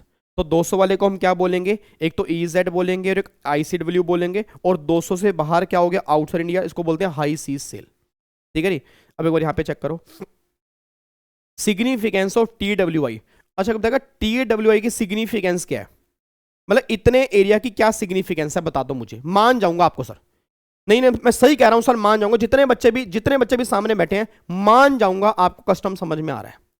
ये बता दो इतने एरिया की क्या सिग्निफिकेंस है जी। 12 नॉटिकल माइल्स की क्या सिग्निफिकेंस है? एग्जाम में क्वेश्चन बन गया, what is the significance of 12 nautical miles area, what is the significance of territorial water of India. बताओ क्या सिग्निफिकेंस है, बताओ जी। हाँ यार, मैं तो वैसे ही चिल्लाता रहता हूँ। अरे बच्चे इतने इंटेलिजेंट है ना, सही बता रहा हूँ। मजा आ रहा है आपके साथ ना पढ़ के ना, मतलब पढ़ा के तो क्या मजा ना, पढ़ के मजा आ रहा है यार। ये मेरी पढ़ाई हो रही है, पता है, दोनों मिलके पढ़ रहे हैं हम। हाँ बच्चा कह रहा हो गया आपका, नहीं नहीं सच्ची में मजा आता है मुझे आपके साथ पढ़ के ना ऐसे। तो मतलब सिंपल सी बात है, 12 नॉटिकल माइल्स का एरिया क्यों जरूरी है? सिंपल सी बात है, अगर हमें यही नहीं पता होगा हम इंपोर्ट एक्सपोर्ट बता ही नहीं पाएंगे। क्योंकि इंपोर्ट का मतलब क्या होता है? इंडिया में आना, तो इंडिया का मतलब यहां तक है इसलिए जरूरी है। एक्सपोर्ट मीन इंडिया से बाहर जाना, तो इंडिया यहां तक होता है इसलिए जरूरी है। तो इसलिए to find out the import export ये बहुत जरूरी है। तो देखो यहां पे क्या आ रहा है जी, significance of TWI to determine import export, significance of Indian custom water. देखो significance of Indian custom water क्या सिग्निफिकेंस है? Custom officer has power, custom officer has power to arrest a person, to stop and search. ओए ओए रुक, ओए रुक रुक, inspect करो, सर्च करो, सीज करो, इस चीज की पावर है कस्टम ऑफिसर को, अगर वो सामान तुम्हारा इंडियन कस्टम वाटर के अंदर है। पावर ऑफ सर्च वेसल, हाँ जी वेसल, ठीक है जी, शिप, ठीक है जी, vessel ship and confiscation of goods, अगर उनको लगता है तो आपका गुड्स जो है वो कॉन्फिस्केट भी कर सकते हैं, बस ये बात ध्यान दें। ठीक है जी, हम आपका गुड्स कॉन्फिस्केट भी कर सकते हैं, कोई दिक्कत तो नहीं है? पक्का पक्का? नहीं नहीं वत्सल, प्रैक्टिकल भी कोई इतना इसमें वो नहीं है, मुश्किल नहीं है, बिल्कुल सिंपल है। गिने चुने 2-3 चैप्टर हैं जहां से प्रैक्टिकल बनना है, कस्टम में जान प्राण है ही नहीं, गिरा हुआ उठाना पड़ेगा इसको आपको। ठीक है, तो देखो EZ की क्या सिग्निफिकेंस है? EZ की सिग्निफिकेंस क्या है जी? EZ को मैंने पहले भी कहा था, relevance only for oil purpose और नेचुरल गैस, इसके लिए बस EZ की रिक्वायरमेंट है, इसके लिए और कोई EZ की रिक्वायरमेंट नहीं है। ठीक है जी, तो इंडिया का मतलब आपका TWI क्यों जरूरी है, इंडियन कस्टम वाटर क्यों जरूरी है, EZ क्यों जरूरी है, ये सारी बातें मैंने आपको बता दी हैं। अब यहां से मेन कस्टम स्टार्ट हो रहा है, अब आएगा मजा गेम खेलने का जी। अब तक तो बेस था, बेस। अब आएगा गेम खेलने का मजा। सुनो ध्यान से, मैं कहना क्या चाह रहा हूं जी, सुनो ध्यान से। एग्जाम में कई बार क्वेश्चन बना है, एक्स फैक्ट्री प्राइस क्या होता है? एग्जाम में कई बार क्वेश्चन बना है, FAS प्राइस क्या होता है? Free along side. एग्जाम में कई बार क्वेश्चन बना है, FOB प्राइस क्या होता है? एग्जाम में कई बार क्वेश्चन बना है, CIF प्राइस क्या होता है? And what is the difference between ex factory price, FAS price, FOB price और CIF प्राइस? बस अब ये 4 प्राइस क्या होते हैं ना, अब ये हमारा सबसे इंपॉर्टेंट क्वेश्चन है आज की क्लास का। एक बार मैं यहां पे लिख देता हूं जी, एक बार मैं यहां पे लिख देता हूं। तो एक तो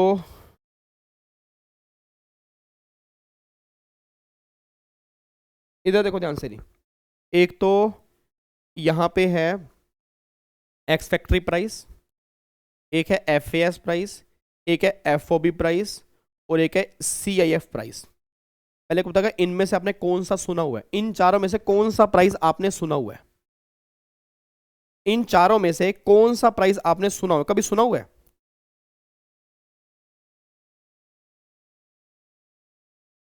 कौन सा प्राइस आपने सुना हुआ है इन चारों में से, बताओगे मुझे जी?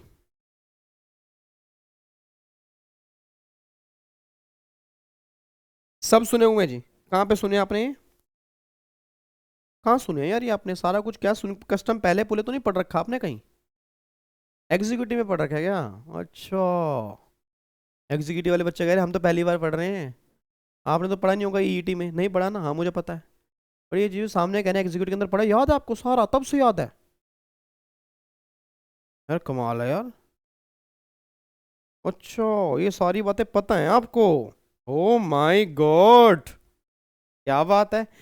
चलो इधर सुनो ध्यान से, इधर सुनो जी। अब एक बार देखते हैं चारों का मतलब क्या है जी। एक तो हमारा क्या है जी, एक्स फैक्ट्री प्राइस है, एक हमारा एफएएस प्राइस है, एक हमारा एफओबी प्राइस है, और एक हमारा क्या है जी, सीआईएफ प्राइस है। अब इन चारों को मैं आपको एक क्वेश्चन के थ्रू समझाता हूं। ये 4 पॉइंट आपको समझ में आएंगे, और इसी के साथ ना हमारे, अगर मैं एग्जीक्यूटिव की बात करूंगा तो 1 या 2 नंबर पक्के हो जाएंगे, अगर मैं प्रोफेशनल की बात करूंगा तो 1 या 2 नंबर पक्के हो जाएंगे। क्योंकि कई बार एग्जाम में क्वेश्चन बने इन चारों के बारे में लिखो या इन चारों का डिफरेंस बताओ। तो मैं सिर्फ एक एग्जाम्पल देने चाह रहा हूं, उस एग्जाम्पल से इन चारों प्राइस का मतलब क्या है वो सारे के सारे हम समझ लेंगे। डन है जी? इधर देखना ध्यान से, मैं कहना क्या चाह रहा हूं, इधर देखना जी। अब यहां पे एक बार आ जाओ, ये आपका ना इंडिया का मैप है जी, ये आपका इंडिया का मैप है, ये आपका इंडिया का मैप है जी, ये आपका इंडिया का मैप है। और ये मान लेते हैं फॉर एग्जाम्पल, अब मैं रहने वाला हूँ, मान लेते हैं जी मैं रहने वाला हूँ महाराष्ट्र का। मैं ना यहाँ मुंबई का रहने वाला हूँ जी, मैं यहाँ पे ये मुंबई का रहने वाला हूँ, यहाँ पे मैं मुंबई का रहने वाला हूँ। और भगवान झूठ ना बुलवाए, ये जो है ये मान लेते हैं इतना एरिया जो है ना ये कस्टम पोर्ट है, इतना एरिया कस्टम पोर्ट है, ठीक है? इतना एरिया जो है कस्टम पोर्ट है। और मैं मान लो मुंबई में रहता हूँ इस जगह पे जी, मैं रहता हूँ गोरेगांव, मैं रहता हूँ गोरेगांव में रहता हूँ जी, ठीक है जी? मैं गोरेगांव के अंदर रहता हूँ, मैं गोरेगांव में, ठीक है जी? तो मैं गोरेगांव के अंदर रहता हूँ, तो मेरा घर जो है वो गोरेगांव के अंदर है। अब मेरा घर जो गोरेगांव के अंदर है, और यहाँ पे मान लेते हैं ये है एक कंट्री है, फॉर एग्जाम्पल चाइना, ये मान लो चाइना एक कंट्री है, ये चाइना एक कंट्री है जी, ठीक है? ये चाइना एक कंट्री है, और यहाँ पे ये मान लेते हैं जी चाइना का पोर्ट है, ये है चाइना का पोर्ट। भाई यहाँ से वहाँ सामान जाएगा, और फिर यहाँ से यहाँ सामान जो है आपका महाराष्ट्र में जाना है, मुंबई में जाना है, इस तरह सामान जाना है, यहाँ से यहाँ जाएगा, यहाँ से यहाँ जाएगा, ठीक है नहीं? तो सर मुंबई दिल वालों की नहीं है, कोई बात नहीं, कोई बात नहीं। तो मैं रहता हूँ गोरेगांव में, मैं गोरेगांव के अंदर रहता हूँ जी, ठीक है? तो एक दिन क्या हुआ, जैसे बैच कंप्लीट होने वाला है, तो प्रोफेशनल का बैच कंप्लीट हुआ, तो बच्चे इमोशनल हो जाते हैं इमोशनल कई बार ना, लास्ट क्लास कई बच्चे यार रोना, कई बच्चे जब आंखों में आंसू आते हैं बड़ी दिक्कत वाली बात होती है, ठीक है जी? तो अब हुआ क्या, बच्चों ने कहा सर लास्ट क्लास है सर। तो मैंने कहा जी कोई बात नहीं, लास्ट क्लास है, फिर कभी ना कभी मुलाकात होगी, सीएस बनने के बाद होगी, अगर आप मुझे याद करोगे कभी, क्योंकि ना बच्चे भूल जाते हैं, मुझे पता है सर, ये कहने की बात होती है हम आपको याद रखेंगे, कोई नहीं याद करता सर। मैंने बहुत सारे बच्चे देखे हैं भाई साहब, मैं अभी चायोस में गया 2-3 दिन पहले, मेरे से पढ़े हुए बच्चे बैठे, नमस्ते तक नहीं की। हैरानी की बात है, से पता नहीं मैंने उनसे कितना बड़ा गुनाह कर दिया उनके साथ। मतलब जब बच्चे बड़े हो जाते हैं, सीएस बन चुके हैं, उनकी कोई ट्रेनिंग चल रही थी, तो 3-4 बच्चे मैं शक्ल पहचान गया था कि कहीं ना कहीं मुझसे पढ़े हुए हैं, नमस्ते तक नहीं करने के लिए आए सर।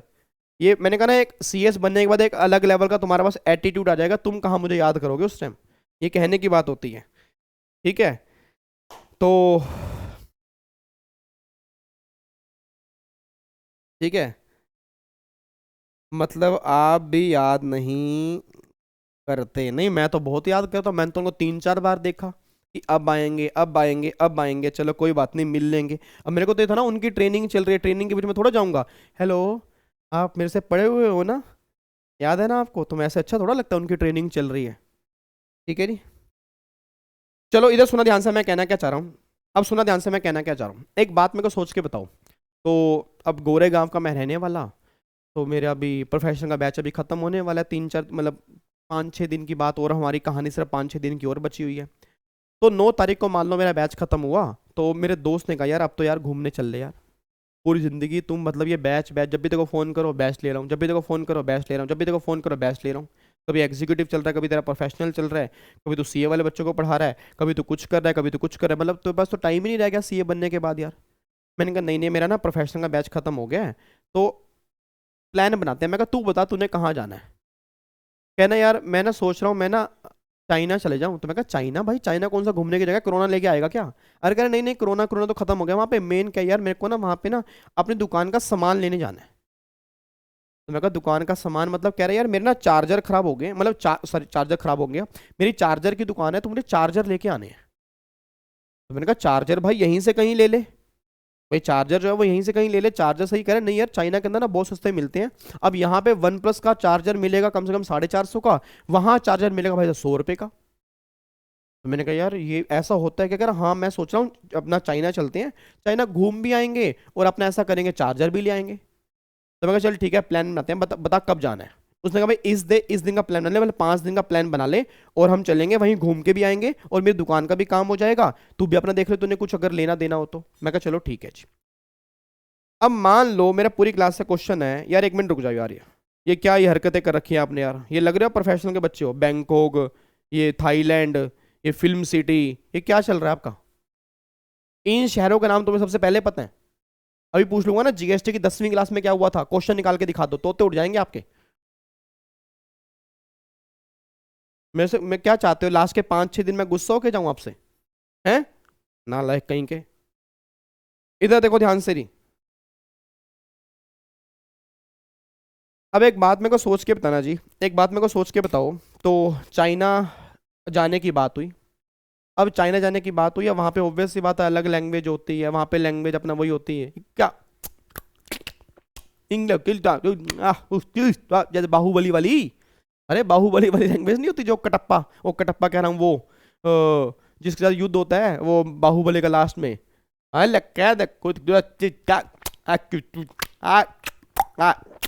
वो जो करी ऐसे कर रहा था, वहां पे लैंग्वेज ये वाली। भाई साहब मेरे तो पल्ले ही ना पड़े। तो मैंने कहा भाई तेरे को वहां पे कुछ समझ में आ भी रहा है, नहीं समझ में आ रहा? कह रहा आता है भाई, मैंने चाइनीज सीखी हुई, तो टेंशन नहीं, तू अपना चुप करके वहां पे बैठ रही हो। और हम जाएंगे ऐसे कस्टमर के पास जो हिंदी भी जानता है, इंग्लिश भी जानता है और चाइनीज भी जानता है, ऐसे नहीं कि वहां पे रह के बैठ जाएंगे। मैं कहा ठीक है जी। तो अब हम वहां पे क्या गए, अब हम वहां पे एक दुकान के पास चले गए जी, ठीक है जी। अब हम वहां पे एक दुकान के पास चले गए। अब वहां पे एक दुकान के पास गए तो उसने अपना बोला चार्जर कितने का है, तो चार्जर उसने बोला जी वन प्लस का चार्जर है, मतलब कोई भी चार्जर सी केबल का चार्जर आपको पड़ेगा 150 रुपये का, 150 रुपये का चार्जर पड़ेगा। तो मेरे दोस्त ने मुझे बोला कि देख ले, मैं तेरे को बोल रहा था ना कि भाई बहुत सही प्राइस पड़ेगी, यही चार्जर जो है इंडिया में 400 रुपये का है। तो मैं कहा ये पूछ तो ले पहले कितनी क्वांटिटी है, भाई क्वांटिटी तो पूछ। तो उसने कहा ये कितनी क्वांटिटी का प्राइस है, हाउ मच क्वांटिटी? उसने कहा ये क्वांटिटी जो है अगर आप 500 चार्जर लोगे तो ये 150 का पड़ेगा, और अगर आप 1000 चार्जर लोगे ना, अगर आप 1000 चार्जर लोगे तो ये पड़ेगा 100 रुपीज़ का। तो मैंने कहा यार कमाल की बात है भाई साहब, 1000 चार्जर अगर लोगे तो ये 100 रुपये का चार्जर पड़ेगा, कमाल हो गया है। तो कह रहा है यार पागल है क्या विवेक भाई, 1000 चार्जर थोड़ा लेने हैं भाई, लेने तो 50-100 चार्जर हैं, तो अब ये तो पल्ले से बात तो बेकार हो रही है, क्योंकि 150 रुपये भी तब कह रहा है जब 500 चार्जर लो, और ये तो भाई साहब 1000 चार्जर के कह रहा है 100 रुपये, तो मुझे इतने लेने ही नहीं है। चल मैं मैक्सिमम जो लूंगा वो 500 ले लूंगा, इस ऊपर मैं चार्जर क्या करूंगा, मेरे को समझ नहीं आ रहा। मैं कहा ऐसा कर, अब तू चुप रहे, अब तू चुप रहे, अब मेरे को बात करने दे। मैं कहा मेरे को बात करने दे, मैं इसको फंसाता हूँ जी, ये जो चाइनीज जो बन रहा है ना, ये अभी मैं इसके साथ बैठूंगा, चाउमीन भी खाऊंगा, मोमोज भी खाऊंगा, साथ में मंचूरियन भी खाऊंगा इसके साथ में, और साथ में म्यूनीस वाली वो दही के साथ मोमोज खाऊंगा, दही वाली और चटनी कौन सी थी दही वाली, म्यूमिन्स के साथ भी मोमोज भी खाऊंगा, ये सब कुछ खाएगा मेरे साथ बैठ के अभी। मैं कहा अब तू चुप रहियो, मुझे बस मुझसे बात करनी है। तो मैंने कहा सर ये आपने 100 रुपीज़ का प्राइस बताया, हाउ मच क्वांटिटी? तो उसने कहा ऑब्वियस सी बात है कि ये 1000 चार्जर जो हैं ये 100 रुपीज़ के हैं। मैं कहा we want 50,000 charger, we want 50,000 charger, we want 50,000 charger. Are you listening, are you listening Chinese, are you listening? उसने कहा लिसनिंग, 50,000 चार्जर। मैं कहा yes we want 50,000 charger, how much price? उसने कहा प्राइस 50 रुपीज चार्जर। मैंने कहा but now we need only 100 charger for sample purpose, if sample approve then we need 50,000 charger. उसने कहा ऐसी की तैसी तेरी, उसने कहा भाई साहब एक बात बताओ, मतलब आप अभी 100 चार्जर लोगे और अभी तो आप कह रहे 50,000। मैं कहा लेंगे लेंगे हम 50,000 क्या 1 लाख भी लेंगे भाई। अरे भाई बहुत बहुत बड़ा काम है, 1 लाख भी लेंगे, 50,000 में कुछ नहीं है। बस अभी हमें need only 50 charger, only 50 charger. We send demo, मतलब we send free sample, then approve, then we need 50,000 charger, may be 1 lakh charger. ठीक है, तो मैं कहा आप बताओ भाई प्राइस कितने का। कह रहा सिर्फ 50। उसने बोल दिया, रही 50 अगर लोगे ना तो भाई साहब 400 रुपए का चार्जर है, ये लगेगा 400 का। मैं कहा हमने 50,000 लेने हैं, आप प्राइस बताओ। अच्छा आप सुनो ध्यान से, बात करते गए, ज्यादा लंबी क्या बात करनी है, ज्यादा बात करते गए और फाइनली उसने कहा कि चलो मैं ठीक है। मैंने उसको बातों में फंसा लिया। मैंने भाई साहब ऐसा उसको बातों में फंसाया ना, वो कह रहा कि भाई साहब मंत्रमुग्ध हो गया, वो मंत्रमुग्ध हो गया जी।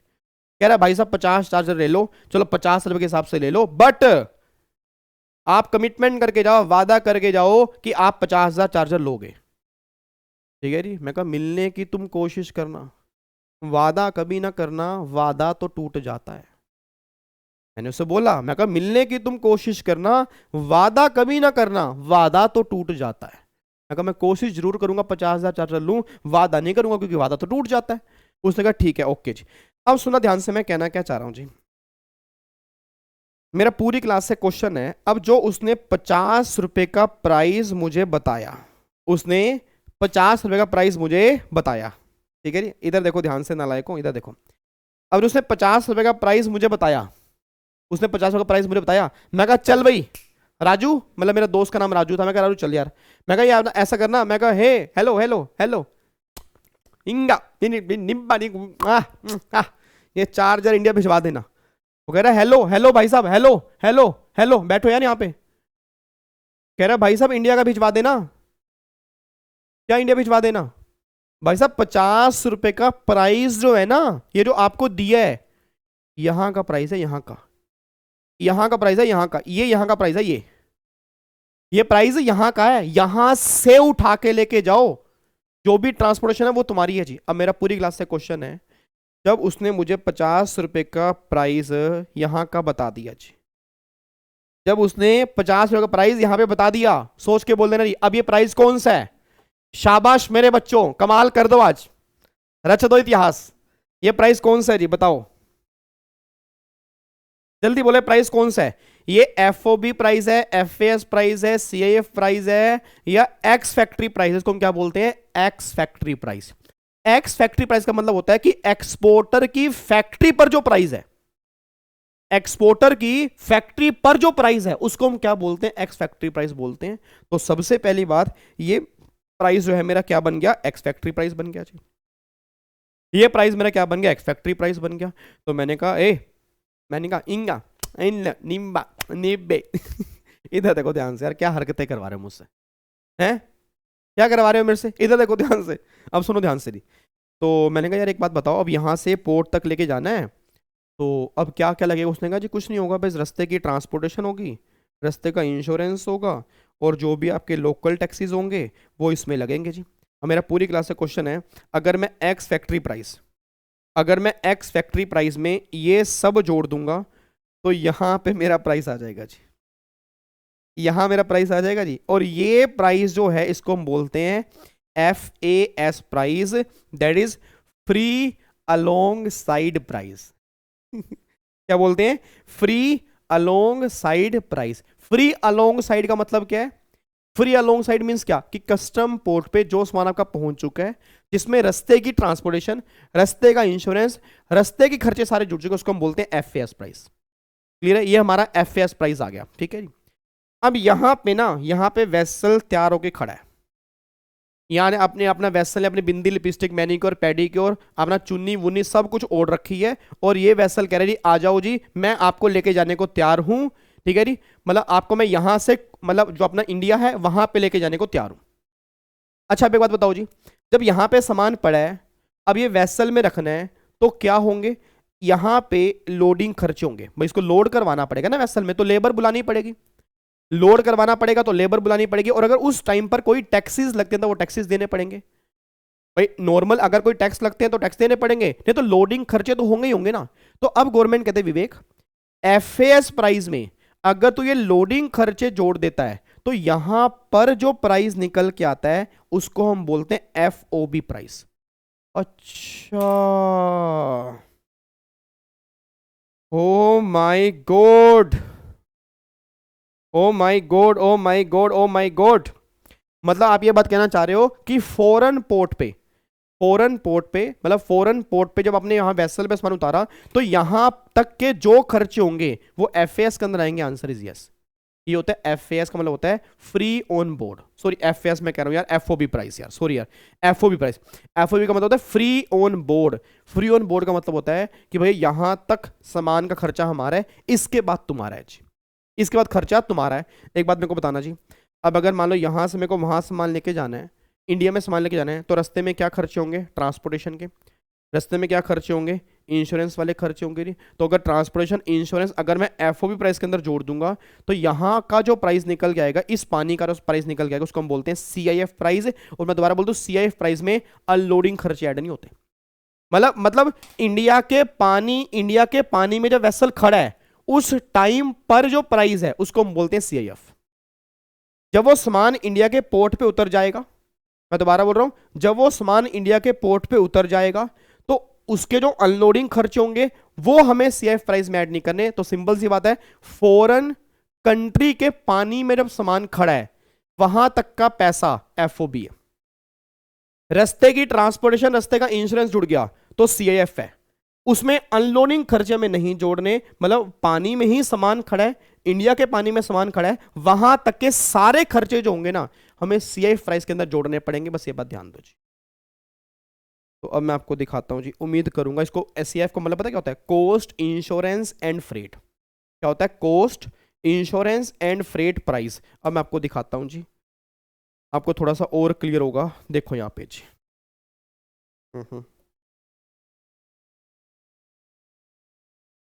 ये देखो जी, अब ये देखो मैप, देखो एक बार, अब यहाँ पे देखना जी। तो अब देखो यहाँ पे एक बार मैं इसको थोड़ा पूरी स्क्रीन पे कर दूं, अगर आपको विजिबल नहीं है तो अगर एक बार आप यहाँ पे चेक करोगे, देखो यहाँ पे क्या लिखा है, ये एक्सपोर्टर की प्रीमाइस है। तो एक्सपोर्टर की प्रीमाइस पे जो भी आपका प्राइस निकल के आ रहा है उसको हम क्या बोल रहे हैं? एक्स फैक्ट्री प्राइस बोल रहे हैं जी। एक्स फैक्ट्री प्राइस आ गया। रास्ते की ट्रांसपोर्टेशन, रास्ते का इंश्योरेंस, रास्ते के लोकल टैक्स, यहाँ पे क्या आ गया? ये आ गया एफएएस प्राइस। ठीक है, इसमें आपने लोडिंग खर्चे जोड़ दिए तो एफएएस में अगर आपने लोडिंग खर्चे जोड़ दिए ये आपका एफओबी प्राइस निकल के आ गया।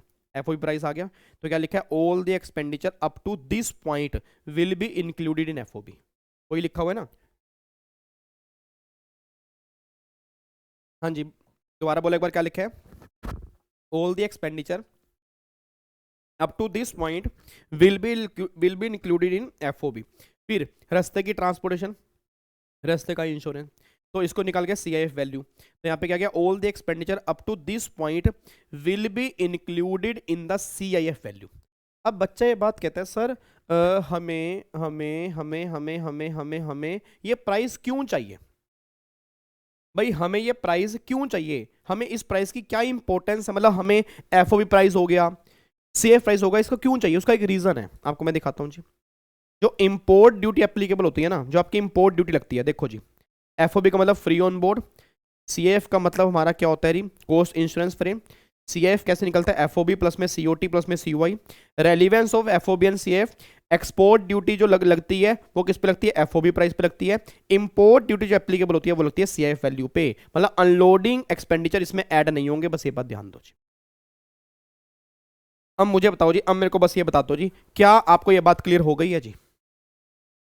क्या आपको ये बात क्लियर हो चुकी है? अगर एग्जाम में अब क्वेश्चन बन जाए कि एक्स फैक्ट्री प्राइस क्या होता है, एफएएस प्राइस क्या होता है, एफओबी प्राइस क्या होता है, सीआईएफ प्राइस क्या होता है, तो क्लियर हो जाएगा ना। एक्स फैक्ट्री प्राइस मतलब फैक्ट्री का प्राइस, एफएएस प्राइस मतलब फ्री अलोंग साइड, मैं दोबारा बोल रहा हूं, फ्री अलोंग साइड प्राइस।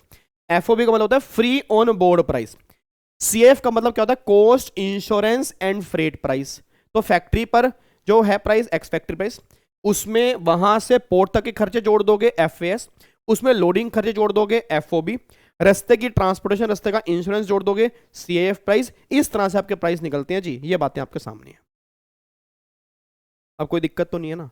पक्का पक्का क्लियर हो गया, ठीक है जी। तो ये हमारे 4 तरह के प्राइस होते हैं जी। अब देखो जी इंपोर्ट एक्सपोर्ट कोड, जो मेरे को किसने मेरे को बताया था, एक बच्चे ने बताया तो था 10 डिजिट वाला कोड। हाँ, इतनी शक्ति हमें देना था, सॉरी इतनी शक्ति नहीं, इति ने मुझे बताया था ना, इति ने मुझे बताया था सर वो 10 डिजिट का कोड होता है, वो होता है इंपोर्ट एक्सपोर्ट कोड। जैसे आपका जीएसटी में रजिस्ट्रेशन नंबर होता है ना इति, जैसे जीएसटी में रजिस्ट्रेशन नंबर होता है, ऐसे ही कस्टम में भी एक कोड नंबर उसको बोलते हैं इंपोर्ट एक्सपोर्ट कोड। ठीक है, देखो यहाँ पे a reference number for importer and exporter to import in export from India. ठीक है, 10 डिजिट का जी कोड होता है, 10 डिजिट का कोड होता है जी। ठीक है जी, उसके बाद देखो जी it is like a registration number for import export, एक तरह का रजिस्ट्रेशन नंबर होता है ये। Import export code issued by, अब ये सबसे मेन बात है, directorate general of foreign trade, मतलब डीजीएफटी। इंपोर्ट एक्सपोर्ट कौन इशू करता है, डीजीएफटी। जैसे वहां पे कौन होता है, सीबीआईसी होता है। ठीक है जी, मतलब डिपार्टमेंट होता है सीबीआईसी। ठीक है, GST department code number issue करता है, यहाँ पे कस्टम डिपार्टमेंट, और कस्टम डिपार्टमेंट कौन सा, DGFT, directorate general foreign trade, ये आपको इशू करते हैं। In some cases import export code is not required, that is baggage. मतलब कुछ केस में इंपोर्ट एक्सपोर्ट कोड की रिक्वायरमेंट नहीं होती। जैसे फॉर एग्जांपल आप बाहर से सामान लेके आ रहे हो, हाथ में ब्रीफ केस लेके आ रहे हो, उस केस में कोड की, मतलब पर्सनल सामान अगर कोई लेके आ रहे हो उस केस में कोड की रिक्वायरमेंट नहीं है। जो B2B ट्रांजेक्शन हो रही है उस केस में कोड की रिक्वायरमेंट है। कोई बताएगा आप में से कोई इंडिया से बाहर गया है, बताना मुझे, आप में से कोई इंडिया से बाहर गया जी?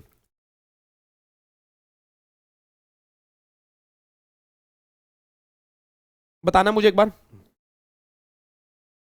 आप में से कोई इंडिया से बाहर गया है? इंडिया से बाहर, इंडिया से, अरे इंडिया से बाहर नालायक। ये बच्चे कह रहे हैं सर हम तो लक्ष्मी नगर से बाहर नहीं गए, हम अपने घर से बाहर ही नहीं गए। कोई गया जी कभी इंडिया से बाहर? हंस रहे हैं बच्चे, कह रहे हैं सर नालायक। जाओगे यार, अपने ऊपर विश्वास रखो, हद हो गई बिल्कुल ही। मेरे से मिलने के लिए आ जाओ, स्टेट से बाहर नहीं गए तो मेरे से मिलने के लिए आओ कभी, मेरे को भी अच्छा लगता है कभी मिलने के लिए आया करो। बच्चे अगर कैसे बेकार की बातें कर रहे हो। जब भी आप कभी इंडिया से बाहर आओ या जाओ, हाथ में कैरी बैग, मतलब एक ब्रीफ केस तो होता है ना, अब उस ब्रीफ केस में हम कुछ सामान बाहर से नया लेके आते हैं, तो क्या हमें उसके लिए क्या इंपोर्ट एक्सपोर्ट कोड की रिक्वायरमेंट होती है? बिल्कुल भी रिक्वायरमेंट नहीं होती जी, उसके लिए हमें कोड की रिक्वायरमेंट नहीं होती, बस ये बात ध्यान दो जी। ठीक है जी, तो सिंपल सी बात ये है। तो मतलब क्वेश्चन बस ये निकल के आ रहा है कि इंपोर्ट एक्सपोर्ट कोड की रिक्वायरमेंट हर केस में नहीं होती, सिर्फ रिक्वायरमेंट आपकी वहीं पे होती है जहां B2B काम होते हैं। जहां B2C वाले केस होंगे उस केस में नॉर्मली कोड की रिक्वायरमेंट नहीं होती। उसका एक फॉर्म नंबर होता है, form number ANF2A, form number ANF2A, ये फॉर्म फिल करना पड़ता है अगर आपको रजिस्ट्रेशन करवाना है कस्टम के अंदर। वेबसाइट कौन सी है वेबसाइट जी? वेबसाइट है www.dgft.gov.in। कौन सी वेबसाइट है? www.dgft.gov.in। इस वेबसाइट पे जाओगे तो अपने आप को आप रजिस्टर करवा सकते हो। 10 डिजिट का एक कोड आपको इशू कर दिया जाएगा, जिसको हम क्या बोलते हैं, इंपोर्ट एक्सपोर्ट कोड बोलते हैं। बस ये बात ध्यान देना चाहिए। ठीक है जी, तो उस कोड का मतलब ये सीरियल नंबर होगा, यहाँ पे कोड लिखा होगा, ये डिस्क्रिप्शन होगा, ये रेट होगा, इस तरह से काम चलता है हमारा। ठीक है, तो टोटल मिला के 10 डिजिट का हमारा कोड होता है जी। ये जो आपको नंबर मिलता है, आपका जीएसटी में 15 डिजिट का होता है, इसमें 10 डिजिट का होता है, उसमें प्रोडक्ट कोड 8 डिजिट का होता है, उसमें 4 का भी होता है, 6 का भी होता है, 8 का भी होता है। ठीक है ना, इसमें पहले 2 कोड जो होते हैं, पहले 2 कोड किसके होते हैं, चैप्टर, पहले 4 कोड किसके होते हैं, हेडिंग, पहले 6 कोड किसके होते हैं, सब हेडिंग, और फिर पहले 8 जो है वो किसके होते हैं, टैरिफ आइटम के। ये सारी बातें आज ही हमने कंप्लीट की हैं। ठीक है जी, उसके बाद अब एक आता है बिल ऑफ लैडिंग। अब ये बिल ऑफ लैडिंग क्या है जी? अब ये क्या है बिल ऑफ लैडिंग? अब सुनो ध्यान से, बिल ऑफ लैडिंग क्या है जी? अब अगर मैं बिल ऑफ लैडिंग की बात करूंगा ना, तो बिल ऑफ लैडिंग क्या होता है? पहली बात तो एप्लीकेबल होता है इंटरनेशनल ट्रांजैक्शन में। जब इंटरनेशनल ट्रांजैक्शन होती है, एक बात मेरे को बताना जी, मैंने बाहर से सामान मंगाया, मैंने बाहर से सामान मंगाया, अब बाहर सामान पड़ा हुआ है, बाहर सामान पड़ा हुआ है, तो उस चाइना वाले ने क्या किया? अच्छा एक बात बताना, जब आपके फादर की दुकान है कभी, मतलब आपके फादर बिजनेस करते हैं, एक बार बताना मुझे। आपके फादर की अगर दुकान हो बिजनेस करते हो तो आपके फादर का ना सामान आता होगा ट्रांसपोर्ट से, आता है ट्रांसपोर्ट से। किस किस के फादर बिजनेस करते हैं पहले मेरे को ये बताओ, बताना एक बार जी।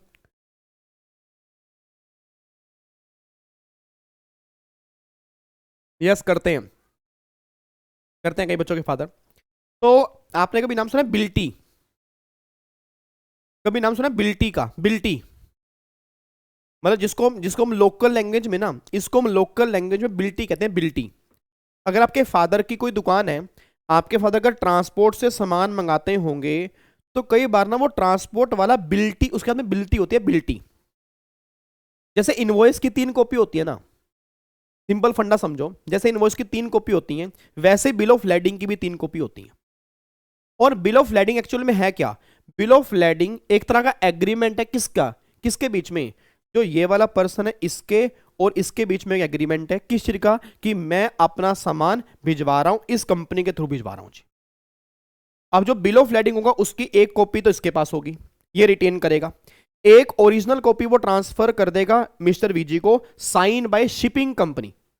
मतलब जिस शिपिंग कंपनी से उसका सामान इंडिया में आ रहा है उसके साइन के साथ ना ये कॉपी ट्रांसफर कर देगा इसको। क्यों? इसको पता लग जाएगा सामान लोड हो चुका है, ये ट्रक वाले, ये वेसल वाले सामान लेके आ रहे हैं, ये वाली कंपनी सामान लेके आ रही है, कितने दिन में पहुंचने के चांसेस हैं, ये सारी बातें इसके अंदर होंगी।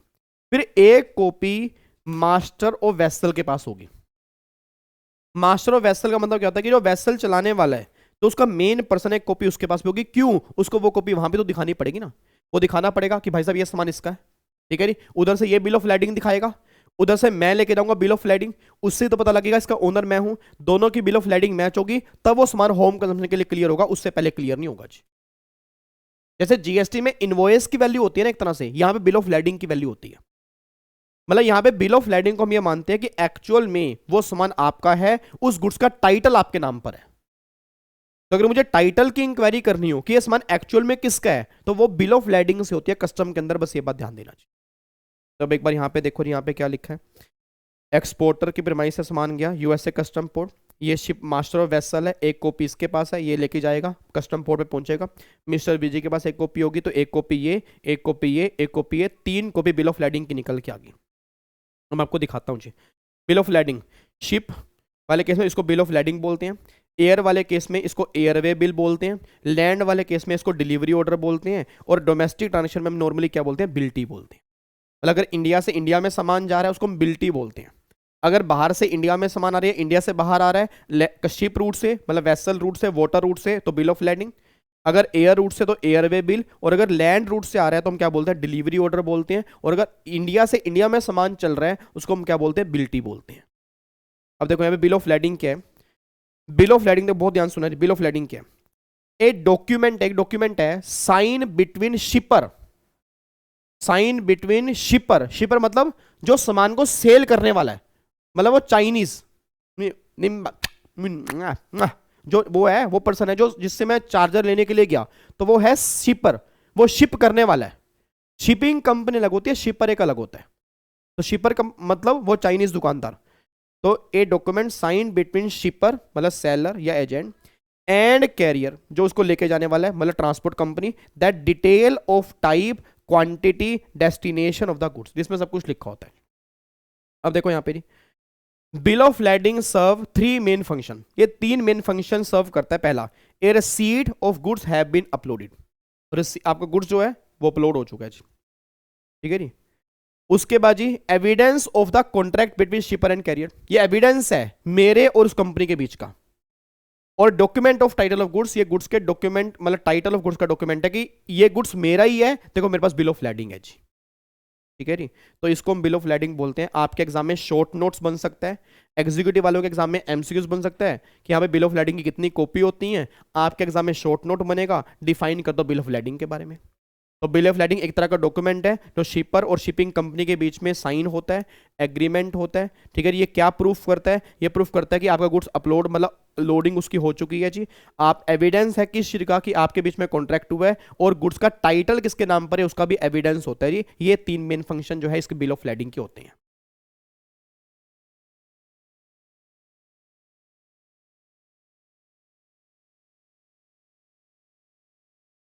ठीक है जी। डन है जी। कोई दिक्कत तो नहीं है जी। अच्छा अब एक बार आओ जी, अब इंपोर्ट मैनिफेस्ट और इंपोर्ट रिपोर्ट क्या होती है जी। अब ये इंपोर्ट मैनिफेस्ट क्या होता है जी, इसको वैसे अभी हम समझेंगे आगे जाके। ये देखो, ये है सबसे मेन क्वेश्चन जो आपके एग्जाम में फ्लैट बनेगा। इंपोर्ट प्रोसीजर के बारे में बताओ। डायरेक्टली एक बार नहीं, कई बार एग्जाम में क्वेश्चन बन गया कि इंपोर्ट प्रोसीजर के बारे में बताओ। तो इंपोर्ट प्रोसीजर क्या होते हैं, ये यहां से हमारा स्टार्ट होगा जी। ठीक है जी। आपको मैं थोड़ा सा ओवरव्यू दे रहा हूं अभी कि इंपोर्ट मैनिफेस्ट होती क्या है। इंपोर्ट मैनिफेस्ट हो गया, या इंपोर्ट जनरल मैनिफेस्ट हो गया, या इंपोर्ट रिपोर्ट हो गया, ये क्या होती है मैं आपको बताता हूं जी। एक बात मेरे को सोच के बताना यार, एक बात मेरे को सोच के बताओ। जैसे मान लो मेरा पूरी क्लास से क्वेश्चन है, जैसे मान लो बाहर से ना एक शिप आ रही है, बाहर से एक शिप आ रही है। अब मेरा पूरी क्लास से क्वेश्चन है, जैसे मान लो यहाँ पे ना ये जो है, ये वाला एरिया मुंबई कस्टम पोर्ट है, और ये मान लो एक शिप है जी, ये मान लो एक शिप है।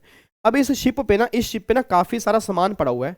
तो आपको क्या लग रहा है, अगर ये बाहर से ऐसे करके यहाँ पे शिप आ रही है, अगर ये बाहर से शिप आ रही है, तो क्या मुंबई कस्टम पोर्ट पे खाली जगह पड़ी होगी? कहीं भी सामान उतार दो, कितना ही सामान उतार दो, कोई घर की बात ही तो है भाई, कोई दिक्कत वाली बात नहीं है। शिप आ गई है तो कहीं पर भी खड़ी हो जाएगी, कहीं पर भी सामान उतार देगी। मतलब मेरा पूरी क्लास का क्वेश्चन ये है कि जब ये शिप जो है यहां पे इंडिया में आएगी, तो क्या वो कहीं पर भी खड़ी हो जाएगी, कितना ही सामान लेके आ जाएगी, कोई भी सामान लेके आएगी? क्या ऐसा काम होगा क्या? गवर्नमेंट कह रही है भूल के भी एक काम मत कर देना जी। मतलब सुन ले ध्यान से, hello hello hello, person incharge कौन है भाई? वेसल का पर्सन इंचार्ज कौन होता है? Master of vessel. एयर का पर्सन इंचार्ज कौन होता है? पायलट। लैंड रूट का पर्सन इंचार्ज कौन होता है? ड्राइवर या कंडक्टर। तो जितने जो भी पर्सन इंचार्ज हैं जी, जो पर्सन इंचार्ज हैं, हमारी बात कान खोल के सुन ले जी। आने से पहले आपको इंटीमेशन देनी पड़ेगी। आने से पहले मतलब 12 नॉटिकल माइल से पहले भी आप बता सकते हो। आपको आने से पहले बताना पड़ेगा। क्या बताना पड़ेगा? कि आप क्या सामान लेके आ रहे हो, कितना सामान लेके आ रहे हो।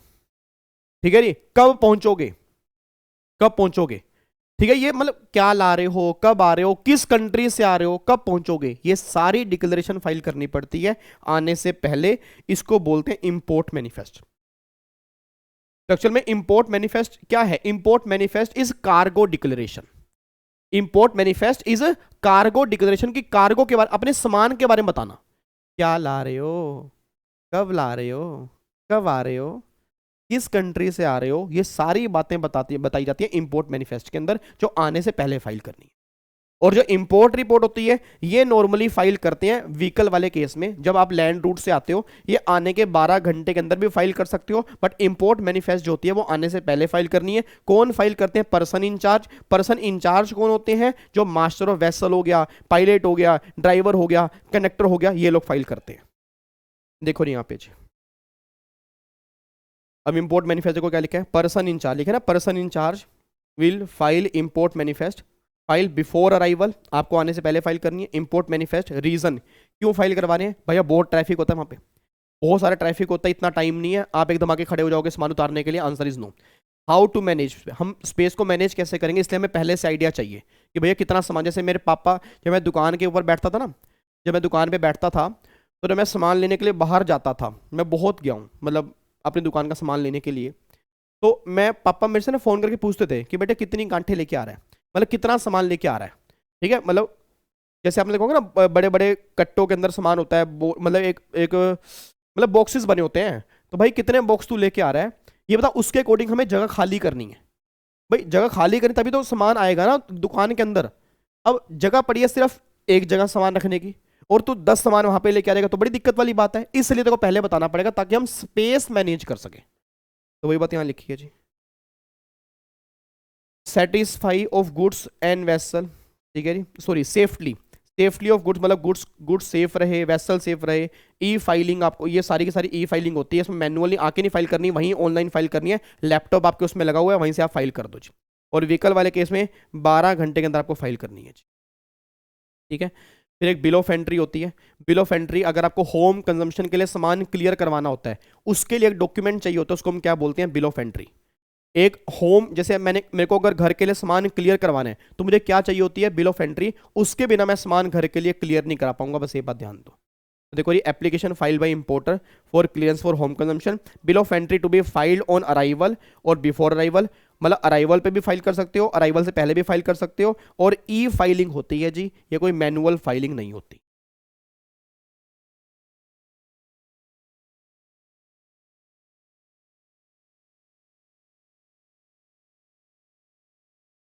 सर नोट्स में पर्सन इंचार्ज,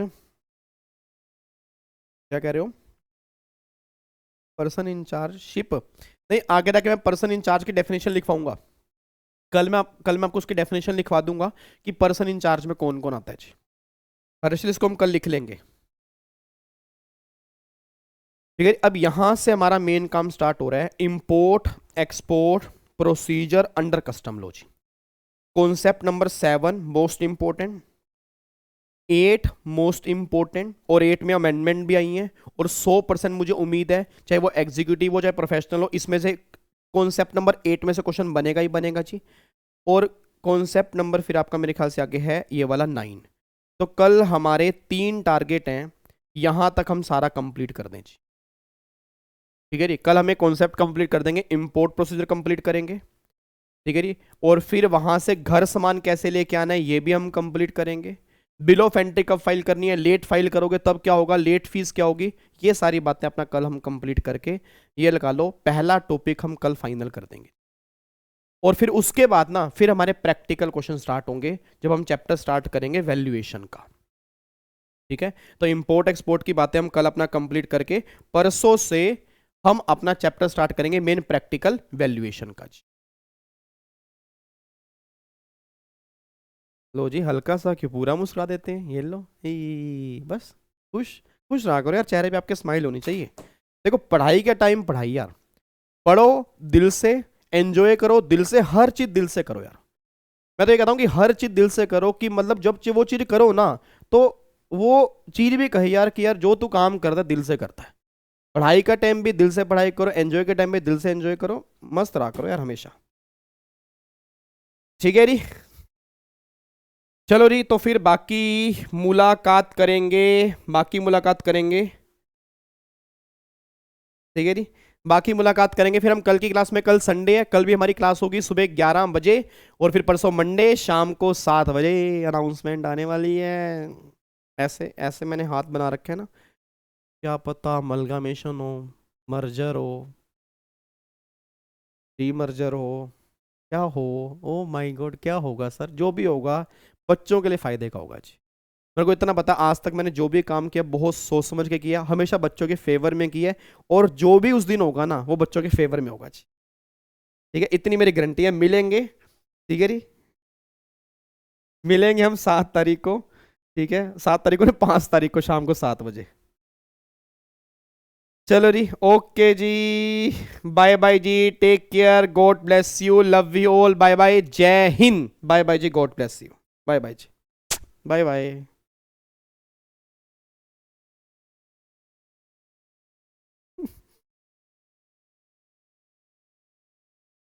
ये तो आप कह रहे हो क्या होगा भाई, मैं नहीं बता रहा।